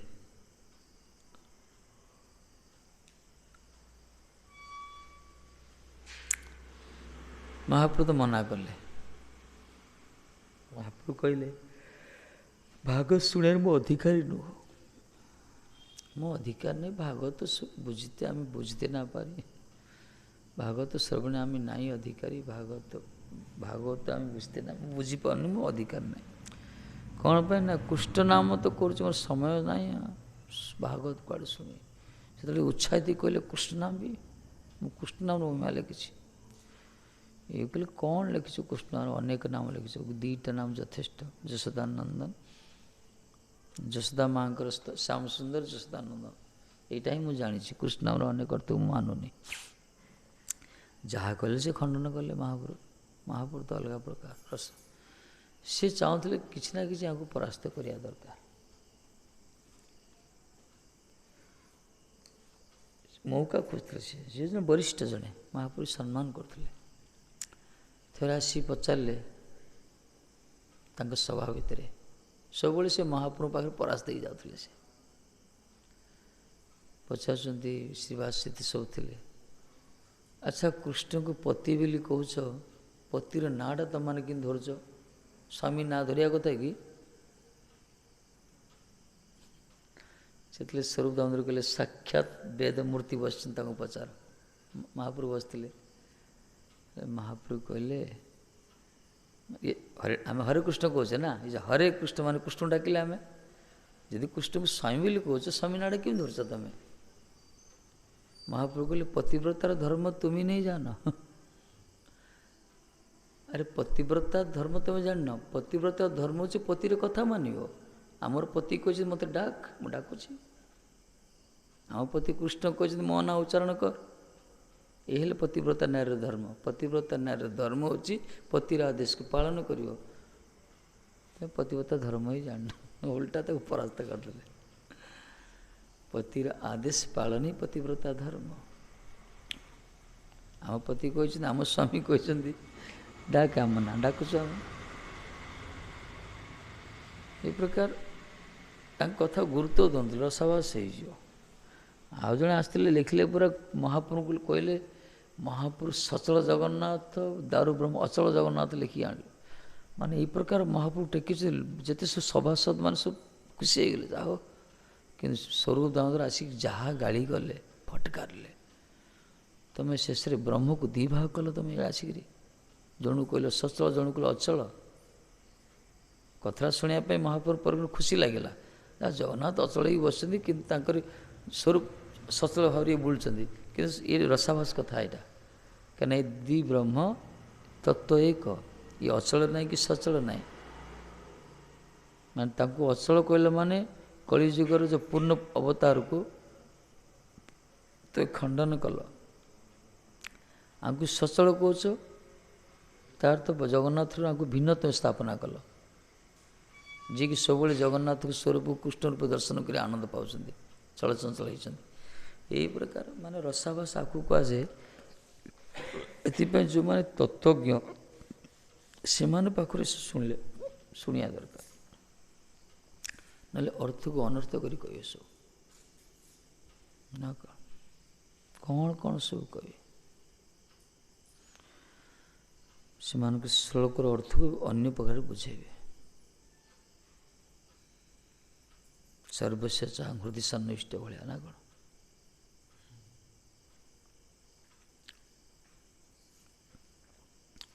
ଆମର ପଣ୍ଡିତ କହିଲା ଅହଂ ବକି, କହିଲା ବକି, ଅହଂ ବକି। এই ପ୍ରକାର ଅର୍ଥକୁ ଯେଉଁମାନେ ଅନର୍ଥ କରି କୁହନ୍ତି,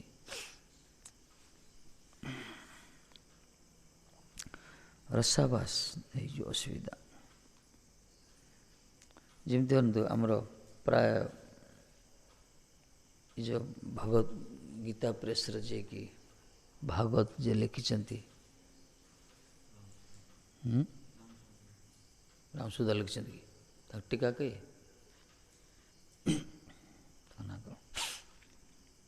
ଅଖଣ୍ଡାନନ୍ଦ ସରସ୍ୱତୀ, ଅଖଣ୍ଡାନନ୍ଦ ବହୁତ ବଡ଼ ବିଦ୍ୱାନ, ବେଦାନ୍ତବିଦ। ତାଙ୍କ ଚରଣରେ କୋଟି କୋଟି ପ୍ରଣାମ ବାବା। ସାରା ବିଶ୍ୱରେ ତାଙ୍କ ହାଇଲାଇଟ୍ ଦେଖିବ। ତା ନାଁ ଲେଖା ହେଇନଥିବ, ଟୀକା ସେ କରିଛନ୍ତି।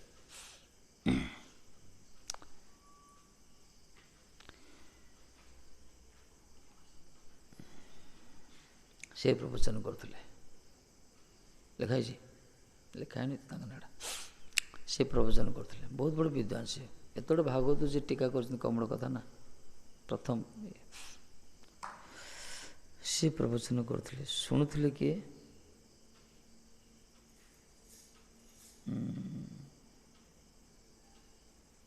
କିଏ ଶୁଣୁଥିଲେ? ଆମର ସେ ସମୟରେ ବ୍ରଜର ଯିଏ ବହୁତ ବଡ଼ ରସିକ ସନ୍ଥ ଜଣେ ଶୁଣୁଥିଲେ, ମହାତ୍ମା, ଭୁଲିଗଲି ମୁଁ। ପ୍ରବଚନରେ କ'ଣ କଲେ? ମହାରାଜ କଥା ଉଠେଇଲେ। ମହାରାଜରେ କ'ଣ କରିଛନ୍ତି? ବେଦାନ୍ତକୁ ପୁରେଇ ଦେଲେ। ସିଏ ରସ କଥା ଉଠିଛି, କିନ୍ତୁ ବେଦାନ୍ତକୁ। ପ୍ରବଚନ ସରିଲା, ସେ ଆସି ସିଦ୍ଧ ବାବାଙ୍କୁ ପ୍ରଣାମ पचारे बाबा कैसे लगा? ये कहले बहुत अच्छे है, लेकिन परमान्न में नमक छिट डाल दिया आपने, परमान्न में नमक डाल दिया। माने रसराज रस कथार वेदांत पुरे देला, परमान्न नमक डाले सी अशुचि हो गला। यही प्रकार कह अर्थ है ऋषिक मानकर कथा अलगा, ज्ञानी मानकर कथा अलगा। भागवत तो भागवत, कथा तो कथा मना नहीं, कि ज्ञानी मान मुखर शुणव, बेपारी मान मुखर शुणव, बेपारी जो मैंने और जो मैंने समर्पित जो मैंने मुखर शुण बहुत तफात हो, विशेषकर भावुक रसिक मान पाखु शुण से कथा अद्भुत। रसाभास कथा को रसाभास कर दिन से गोटे फूल चलती रसरे सी भितर कौड़ फूल कौन गुड़ पूरे देवे गोटे ज्ञान बुद्धि द्वारा तार ये कटिज रसर। तेणुक ठाकुरजी बर्तमान कहते श्री भगवान उवाच वचो बह समवेतार्थं ताते तदुपमन्महे यन्नः पुत्रान् समुद्दिश्य तत्तग्राम उदाहृत। श्री भगवान उवाच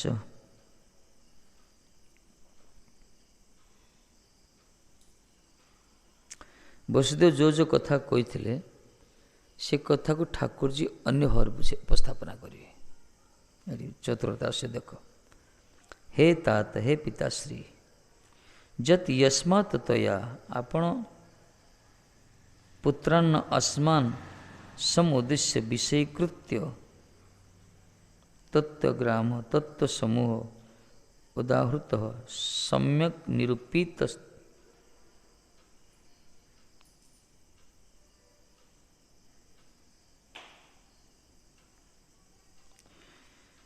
जस्मात् तया अस्मान आमान के सम्मुखें आपण तत्वज्ञान सब तत्व कथा जो कहले युष्माकं एतत् पूर्वोक्तं सर्वं वच वाक्यं समवेति अर्थ संगत्यर्थमेव उपमान आह। कहले श्रीकृष्ण कहले हे पिता जेहेतु आपण पुत्र रूपी आमान को लक्ष्य करी सम्यक रूपे तत्व समूह निरूपण करिसंती, सेतिपे आपणकर पूर्वोक्त समस्त वाक्य यथार्थ बोली मन करी स्वीकार कले।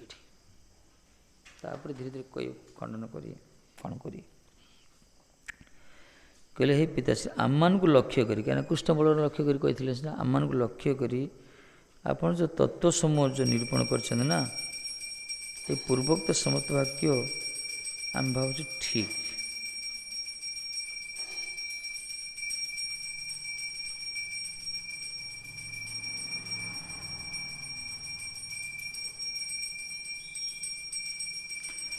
अहं जुयं सावार्ज्य इमे च द्वारकौकसः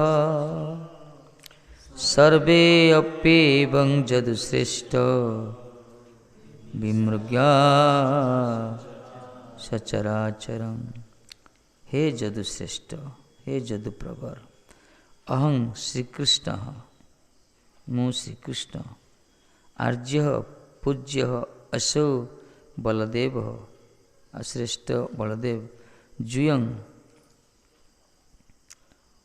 आपण मानकर इमे द्वारकोकस द्वारकावासीन सचराचरं जगच्च एते सर्वे अपि ब्रह्म संबंधी न एव विमृग्या अनुसंधतया दृष्टते इत्यर्थ। कहले हे जदुप्रवर आमी मु पूजने बलदेव आपण ये द्वारकावासी माने एवं सचराचर जगत ये समस्त के ही यही रूपे ब्रह्म संबंधी बोलिया दर्शन करा उचित।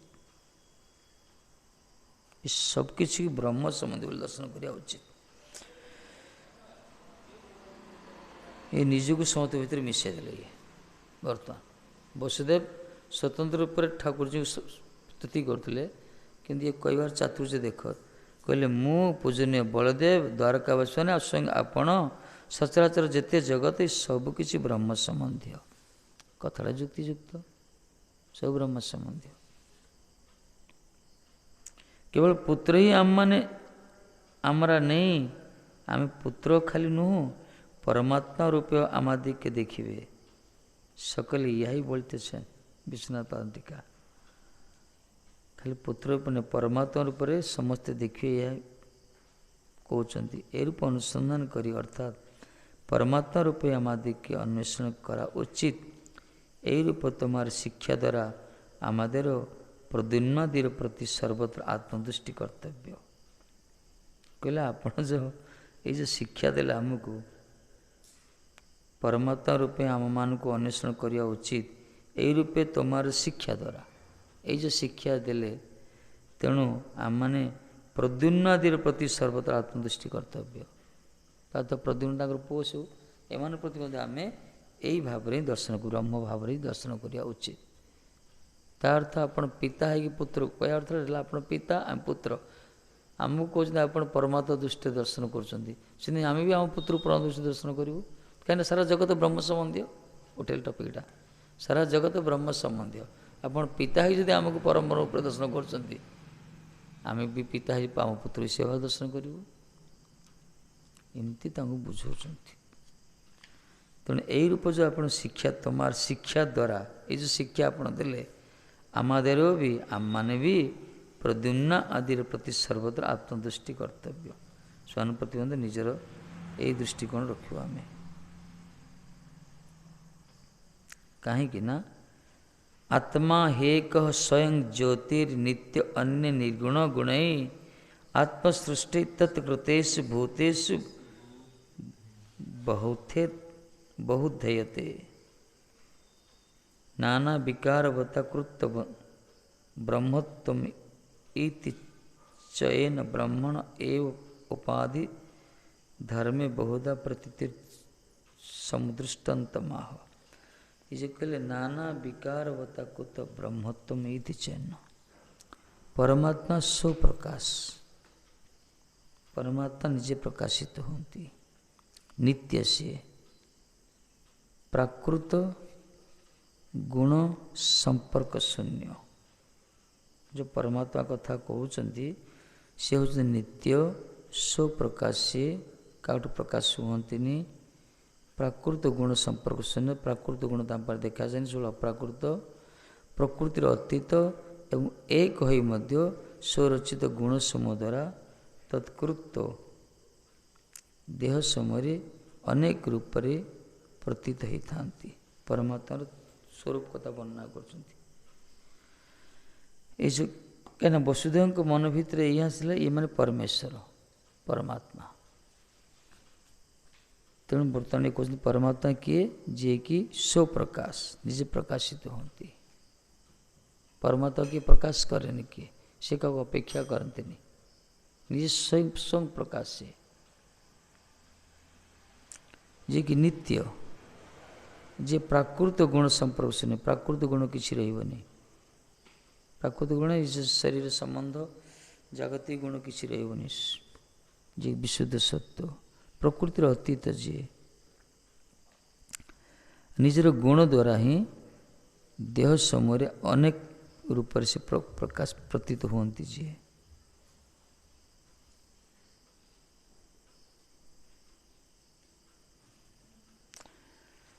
ये भी तत्व कथा कहते केते थरू कहे कि जानी। हाँ ये दीटा श्लोक सरला पढ़ा गोटे। खं वायुर्जतिरूप भूस्तत्कृतेषु यथाशयम् आविस्तीरो भूर्योग्यो नानतं यत्यसारसि यथा खम मन आकाशं वायु ज्योति आप मन जलं भू क्षितिश्चैतानि भूतानि पंचभूता तत्कृतेषु घटादिषु यथाशयं यथो उपाधि आविर्भाव इतिषु प्रकट होती घटादि ତିରଃ ତିରୋଭାବଂ ଅଳ୍ପଭୂମି ଅଳ୍ପତ୍ୱ ବହୁତଞ୍ଚ ଏକ ଏକତ୍ୱଂ ନାନାତ୍ୱ च जानती असौ अपि परमात्मापि देहादिषु यथा स्वयं आविर्भावादिकं प्राप्नोति। क्षिति जल तेज वायु आकाश এই ପଞ୍ଚଭୂତ ଯେପରି ସେମାନେ ତାହାଦେହରେ ରଚିତ ଘଟାଦି ଉପାଧି ଅନୁସାରେ ଆବିର୍ଭାବ ତିରୋଭାବ ଅଳ୍ପତ୍ୱ ବହୁତ୍ୱ ଏକତ୍ୱ नानात्व प्रभृति विभिन्न भाव प्राप्त है से रूप परमात्मा भी आविर्भाव तिरुभाव आदि विभिन्न रूप प्राप्त होता कौन कहले ये पंचभूत कहला क्षिति आप तेज वायु आकाश ये पंचभूत तैयारी होची कौन घटा आदि उपाधि अनुसार आविर्भाव तिरुभाव होची घटा आदि मान जैसे पार्थिव वस्तु तैयारी होची शरीरटा पंचभूत तैयारी ना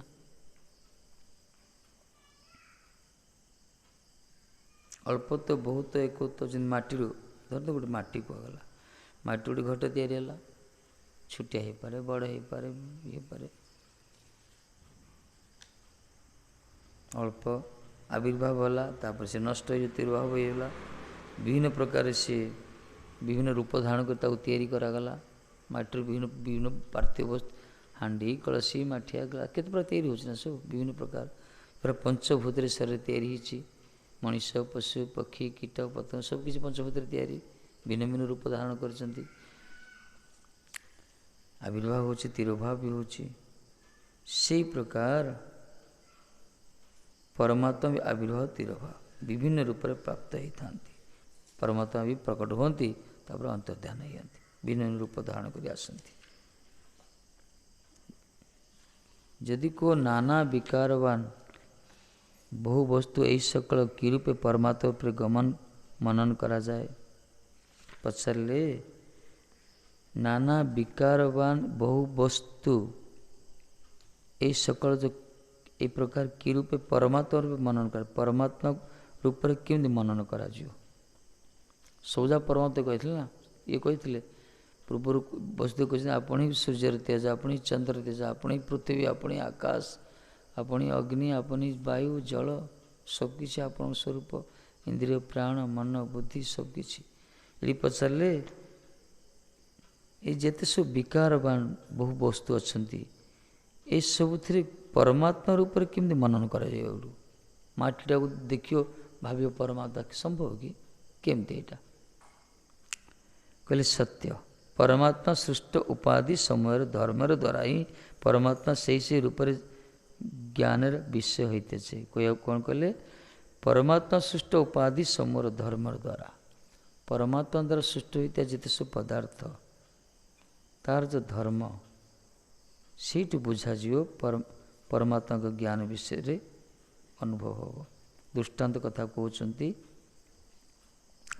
आत्मा अर्थात परमात्मा निज सृष्ट गुण समूह द्वारा बहु भाव ज्ञान विषय होती कथा तार कृतभूत समय दे स्वयं ज्योति दृश्य रूपे नित्य अनित्य रूपे भिन्न अभिन्न रूपे निर्गुण सगुण रूपे ये जो आत्मा परमात्मा कहला शरीर भीतर होती कहते कौटी तार कृतभूत समय द्वारा ये परमात्मा द्वारा सृष्टि होती भूत सब मान प्राणी मान जीव मान सब द्वारा से देह से स्वयं ज्योति रूप अच्छा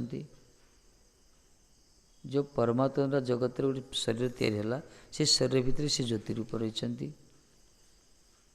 अदृश्य रूप से ही अच्छा कहीं से अंतर्धान नहीं गले शरीर भी किसी रही शरीर नष्ट हो शरीर अदृश्य रही पंचभूत शरीर पंचभूत मिसीज से नित्य रूप से अच्छा अनित्य रूप भी अच्छा नित्य रूप से अच्छा अनित्य कहीं शरीर को छाड़ी पड़े सी शरीर से भिन्न हे मत अभिन्न अच्छा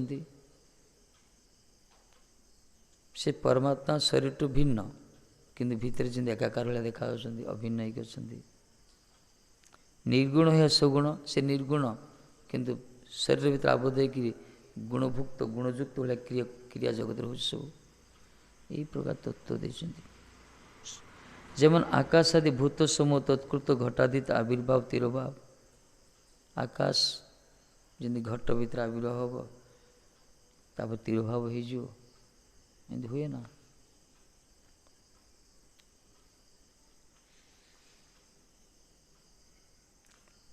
चित्त के अतिक्रमण ना करिया जाए ना, तिरुभाव आदि चिंता के अतिक्रमण ना करिया जाए ना। जेपरि आकाश आदि भूत समूह तत्कृत घटादि आविर्भाव तिरुभाव आदि चिंता के अतिक्रमण ना करिया जाए ना। घट थी से घट आदि से सब आकाश आविर्भाव हो तिरुभाव हो, आकाश देखा हो, आकाश अंतर्धान हो। पंचभूत शरीर तैयारी अच्छी तापर नष्ट भी हो शरीर ना कौन।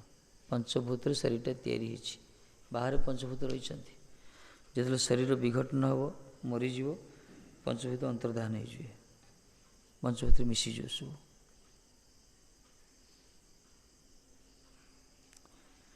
एक परमात्मा सर्वदा एक रस हो आविर्भाव तिरुभाव होते व्यापक है अल्प प्रचुर एक है नाना रूपे धारण करते भूमि जल अग्नि वायु आकाश ये एक गोटे गोटे किंतु ये सब मिसिक विभिन्न प्रकार पशु पक्षी कीट पतंग सब चेतन वस्तु होती भिन्न भिन्न से भगवान एक भिन्न भिन्न स्वरूप प्रकाशित होती अल्प भी होती प्रचुर होती आविर्भाव होती तिरुभाव होती ये पर नाना रूप से धारण कर वेदांत कथा ये सब जानिया भी दरकार कहीं जानिले शरीर प्रति जो रही आमर जो मोह रुचि कटियो। तो वसुदेव कृष्ण टॉपिक एटा बुझागला शरीर भितर जो अंतस्थ शरीर अंतस्थ जो शक्ति बा तेज सब कुछ भगवान कर ही भगवान को सदृश आम भितर था तेज ज्योति प्राण चेतना शक्ति सब कुछ द्वारा प्रदत्त कहीं जड़ शरीर किसी ना सब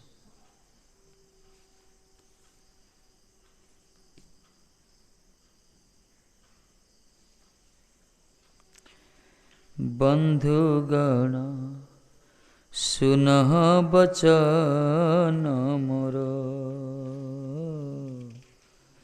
बंधुगण सुनह बचन मोर भावेते विभोर थाकिए जखन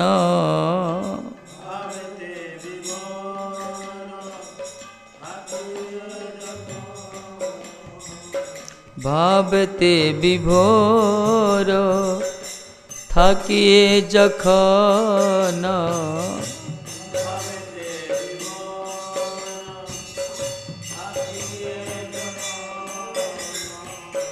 देखा देओ चित चोर देखा देओ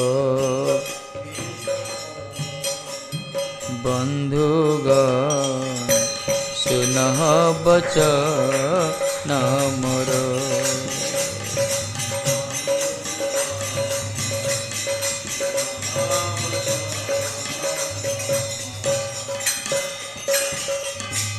विचक्षण करी देखिते चाहिले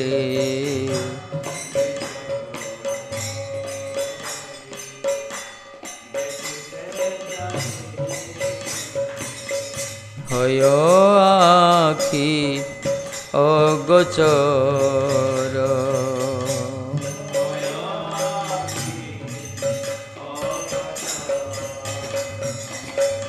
पुनः नाई देखी कांदे पराण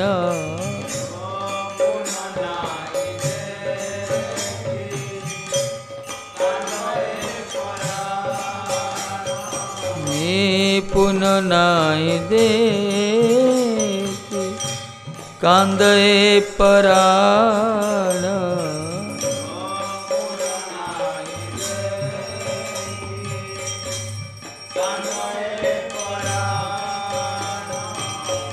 दुखेर नहीं थाके ओर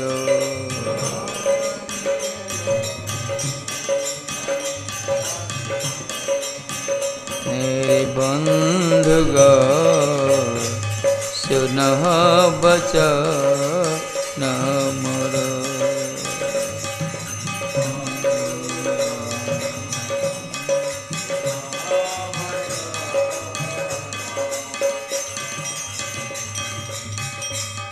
जगतेर बंधु जगतेर बंधु सेई कभु मोर लय सा।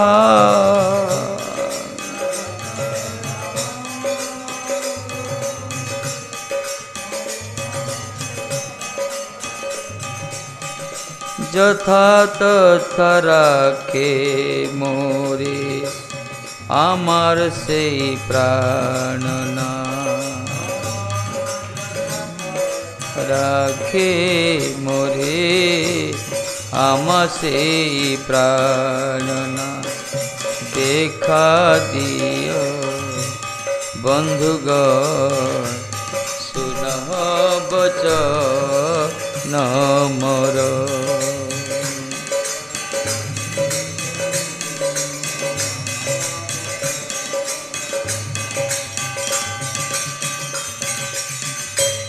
दर्शन आनंद दाने सुख देय मोर प्राणे। दर्शन आनंद दाने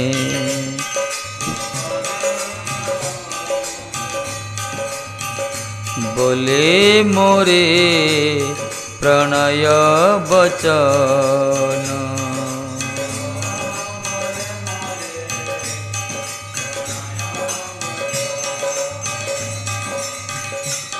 पुनः दर्शन दिया दग्ध करे मोर हिया।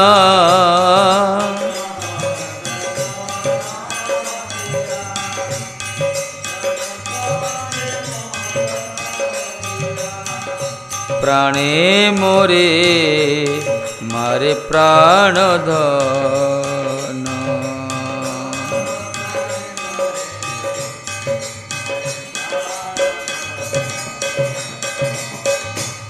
जाहे तार सुख हय सेई सुख मम।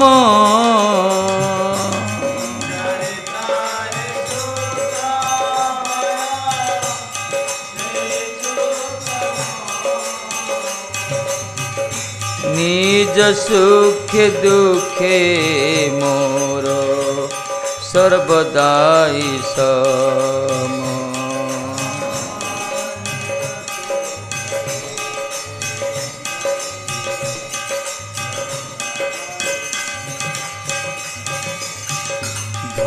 भक्ति विनोद संजोगे वियोगे।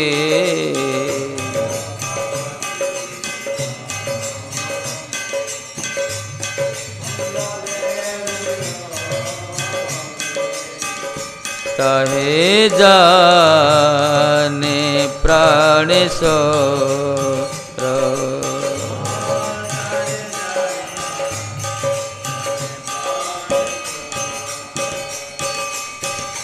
तार सुखे सुखी सेई प्राणनाथ।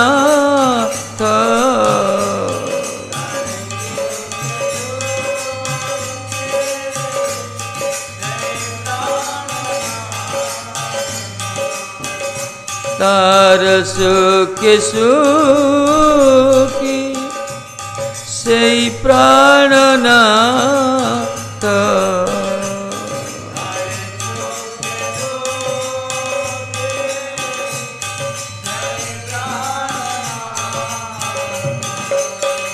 से कभू ना होय पर।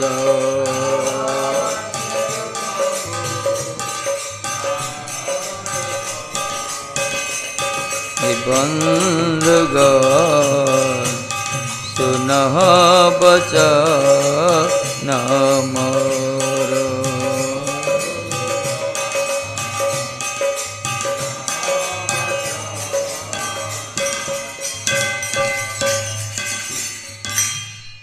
ଶିକ୍ଷାଷ୍ଟକର ଅଷ୍ଟମ ଶେଷ ଶ୍ଲୋକ ଏଇଟା।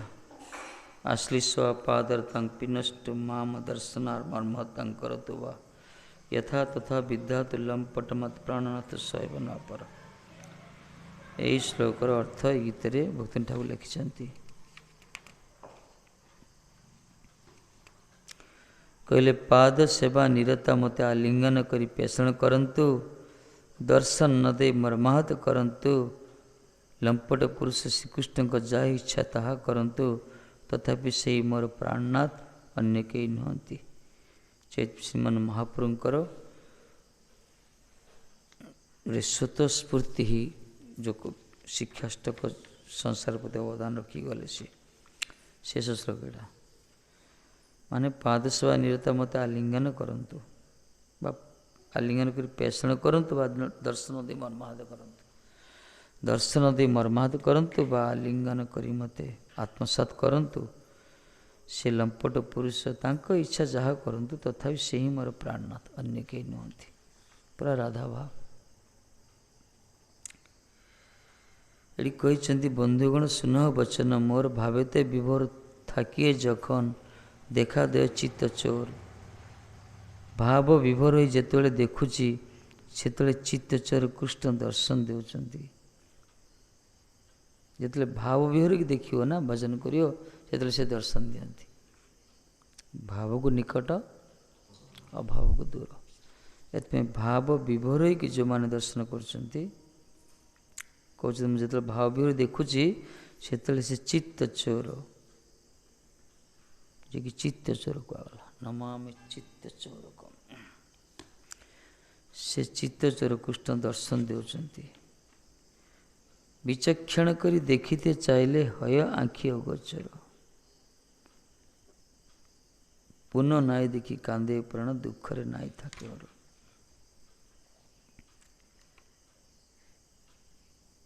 କିନ୍ତୁ ଯେତେବେଳେ ବୁଦ୍ଧି ଦ୍ୱାରା ବୁଝିବା ପାଇଁ ଚେଷ୍ଟା କରୁଛି, ସେତେବେଳେ ଆଖି ସାମ୍ନାରେ ଅଦୃଶ୍ୟ ହେଉଛନ୍ତି। ମୁଁ ଯେତେବେଳେ ଭାବ ବିହୋର କହୁଛନ୍ତି ଠାକୁରଜୀ, ଯେତେବେଳେ ମୁଁ ଭାବ ବିହୋରକି ଦର୍ଶନ କରୁଛି, ସେ ଚିତ୍ତଚୋର ଦର୍ଶନ ଦେଉଛନ୍ତି। ଯେତେବେଳେ ମୋର ବୁଦ୍ଧିକି ଆଶ୍ରୟ କରି ବୁଝିବା ପାଇଁ ଚେଷ୍ଟା କରୁଛି, ଅନ୍ତର୍ଧ୍ୟାନ ହେଇଯାଉଛନ୍ତି। କାରଣ ସେ ଭାବର ଜ୍ଞାନୀମାନଙ୍କ ନୁହେଁ, ବୁଦ୍ଧିର ଗୋଚର ସେ କୁହାଗଲା। ଅପ୍ରାକୃତ ତତ୍ତ୍ୱ ନେଇ ପ୍ରାକୃତ ଗୋଚରା। ଯେତେବେଳେ ବୁଦ୍ଧି ଦ୍ୱାରା ବୁଝିବା ପାଇଁ ଚେଷ୍ଟା କରୁଛି, ସେତେବେଳେ ଆଖି ସାମ୍ନାରୁ ଅଦୃଶ୍ୟ ହେଇଯାଉଛନ୍ତି। ଅଦର୍ଶନ ହେତୁ କାନ୍ଦି କାନ୍ଦି ପ୍ରାଣ ଦୁଃଖର ସୀମା ପାଉନାହିଁ। ମୁଁ ଦୁଃଖରେ ନାଇଁ থাকে ওর। জগতের বন্ধু সেই কহু মোর লয় সাথ, যথা তথা রাখে মোরে আমার সেই প্রাণনাথ। হে জগৎ বন্ধু, কেবে ମୋତେ ନିଜ ଶରଣରେ ନେବେ, ମୋତେ ଯେଉଁଠି ବି ରଖନ୍ତୁ, ତୁମେ ହିଁ ମୋର ପ୍ରାଣନାଥ ଅଟ। ଯଥା ତଥା ରାଖ ମୋରେ, ତୁମେ ହିଁ ପ୍ରାଣନାଥ। ଏଥିପାଇଁ ତ ପ୍ରାୟ ପ୍ରାର୍ଥନା ଭକ୍ତି ଠାକୁର ଦେଖିବ, ପ୍ରଭୁ ମୋତେ ଯେ ଜନ୍ମ ଦେବା ପାଇଁ ପ୍ରତି ଜନ୍ମ ତମର ଚରଣେ, ଏହି ହିଁ ମୋର ପ୍ରାର୍ଥନା, ଏହି ମାତ୍ର ଆଶା ମମ ତମାର ଚରଣେ, ଅହିତ କି ଭକ୍ତି ହୃଦୟ ଜାଗେ ଅନୁକ୍ଷଣେ। କହିଲେ ନା, ପଶୁପକ୍ଷୀ ହଏ থাকি ସ୍ୱର୍ଗ ବା ନିରଏ, ଭକ୍ତି ବିନୋଦ ତ ଭକ୍ତି ହୃଦୟ। ମୋତେ ପଶୁ ଘର ରଖ, ସ୍ୱର୍ଗରେ ରଖ, ପକ୍ଷୀ କର, ବାସ୍ ନର୍କରେ ରଖ, ଯେଉଁଠି ରଖୁଛ ରଖ, ଯଥା ତଥା ରାଖ ମୋରେ, ମୋରି ସେ ତମେ ହିଁ ମୋର ପ୍ରାଣନାଥ, ମୋରି ସେ ପ୍ରାଣନାଥ। ମୋତେ ଯେଉଁଠି ରଖନ୍ତୁ, ତୁମେ ହିଁ ମୋର ପ୍ରାଣନାଥ ଅଟ। ଦର୍ଶନ ଆନନ୍ଦ ଦାନେ ସୁଖ ଦେହ ମୋର ପ୍ରାଣେ, ବୋଲେ ମୋରେ ପ୍ରଣୟ ବଚନ। ତାପରେ ଦର୍ଶନ ଆନନ୍ଦ ଦ୍ୱାରା ମୋର ପ୍ରାଣକୁ ସୁଖ ଦେଇ, ବେଳେବେଳେ ତୁମେ ଦର୍ଶନ ଦିଅ, ଦର୍ଶନ ଦେଇକି ମୋ ପ୍ରାଣଟାକୁ ସୁଖ ଦେଉଛ, ପୁଣି ପ୍ରେମ ଭରା ମିଠା କଥା ବି କହୁଛ। ପ୍ରାଣେ ମରେ ବୋଲେ ମୋର ପ୍ରଣୟ ବଚନ। ଠାକୁରଜୀଙ୍କ କଥା ବଡ଼ ମିଠା। ମାନେ ଜଗତର କଥା ତାଙ୍କ କଥା ପାଖରେ କିଛି ନୁହେଁ। କାହିଁକିନା ଯାହାଙ୍କର କଥା ଏତେ ସୁନ୍ଦର ଚରିତ୍ର, ସେ ଯେତେବେଳେ ସ୍ୱୟଂ କଥା କହୁଥିବେ, ସର୍ବାଙ୍ଗ ସୁନ୍ଦର ଶ୍ୟାମ ସୁନ୍ଦରଙ୍କର କଣ୍ଠ ଧ୍ୱନି ଯେଉଁ ମହାତ୍ମା ଶୁଣିଛନ୍ତି, ଭକ୍ତି ଠାକୁର ଶୁଣିଛନ୍ତି ବୋଲି କହୁଛନ୍ତି। ଦର୍ଶନ ତ ଦେଇଛ ମହାରାଜ, ପ୍ରାଣରେ ସୁଖ ସଞ୍ଚାର କଲ, ଆଉ पूरा मधुर वचन द्वारा प्रेम भरा मीठा कथा भी कौच। श्रीकृष्ण लीला देख ब्रजरे केवे से कौन सी कर्कश कथा कही ना, कौन सी हार्ड कथा कही ना, केवे किसी कही ना, मीठा कथा ही कही सी। तापर हठात अदृश्य हो जाउछ। प्राणे मोर पुनः अदर्शन दिया दग्ध करे मोर हिया। पुनः अदर्शन देकरी दर्शन दे मते दग्ध करछ, मो हृदय को विरग्न दग्ध करी मते जीवन अंत करछ। हे जीवन मीठा कथा कहूच, दर्शन दौच, शेष अदृश्य है कि मो हृदय को विरह अग्नि दग्ध कर दौच ना अदर्शन देकरी। प्राणे प्राणे मरे मारे प्राणधन, मते खाली मारुच खाली तुम्हें। जो थे तुमर सुख से मोर सुख, जाहे तार सुख है से सुख सम, निज सुख दुखे मोर सर्वदा सम। तापर कहते जो थे तुमर सुख ना प्रभु से मोर सुख दुख सब समा, मोर सुख हो कि दुख सब समा। भक्ति ठाकुर कहते जे मिलन अथवा विच्छेद आपण ही मोर प्राणेश्वर अटंती। मिलन हो कि विच्छेद हो प्रभु तमें ही मोर प्राणेश्वर। तुमर सुखर मु सुखी, तुम्हें ही मोर प्राणनाथ, तुम्हें केवल पर नुह। यही हूँ पूर्ण शरणागतर भाव। तुम मत आलिंगन कर कि पदाघात कर कि दूरे दियो, जहाँ भी कर तमें ही मोर प्राणनाथ, तमें सुख रे आम सुखी। गोपी मैंने कौन कहते मथुरा गला पर से जीवन धारण कर कहीं श्याम सुंदर जानतु आम सब बची गु। यदि से जानवे आम विरह आत्महत्या कर देचु, विरह आम मान सब मृतबोध होचु, ताले सी भी निज जीवन को धारण करें। ये जिते कष्ट कृष्ण विरहर व्यथा को सह्य करी जन ना दुखर अच्छा बोली, बर हसी हसी श्याम सुंदर को सूचना दी बहुत खुशी अच्छा। कहीं श्याम सुंदर जी जब प्रीति करना तार सुख से देखो बोले जिते कष्ट हो निज कष्ट से प्रकाश कर तार प्रियतम पाखे प्रीतम पाखे। ये तुम मोर कहीं पर नुह बोली कहले सरीला कीर्तन ये प्रकार। हरे कृष्ण कृष्ण कृष्ण हरे हरे, हरे राम राम राम हरे हरे।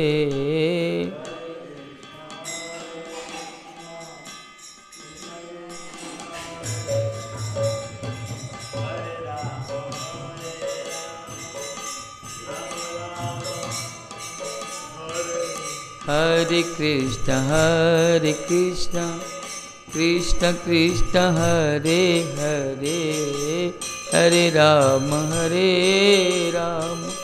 राम राम हरे हरे।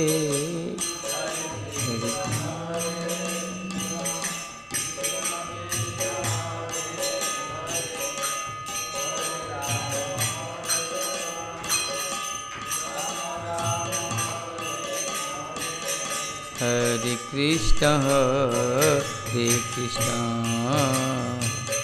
कृष्ण कृष्ण हरे हरे, हरे राम राम राम हरे हरे।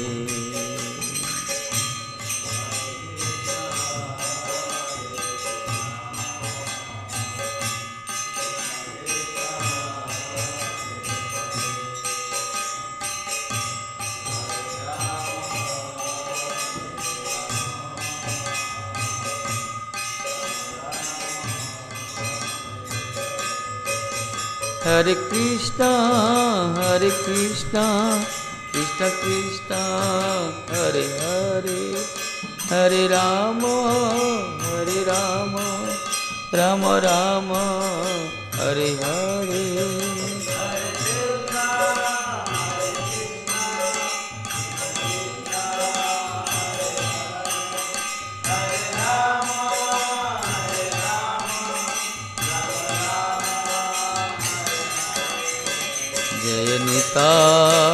जय गौर जय निताय जय गौर।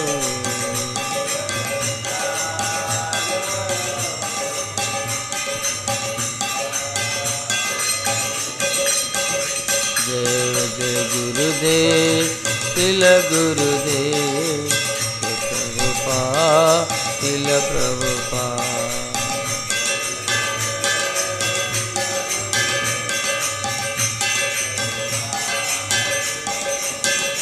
निताय गौर हरि बोल हरि बोल हरि बोल हरि बोल।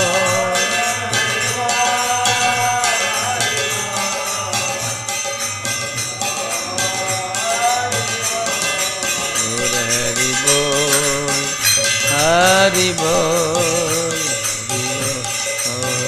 हरि बोल।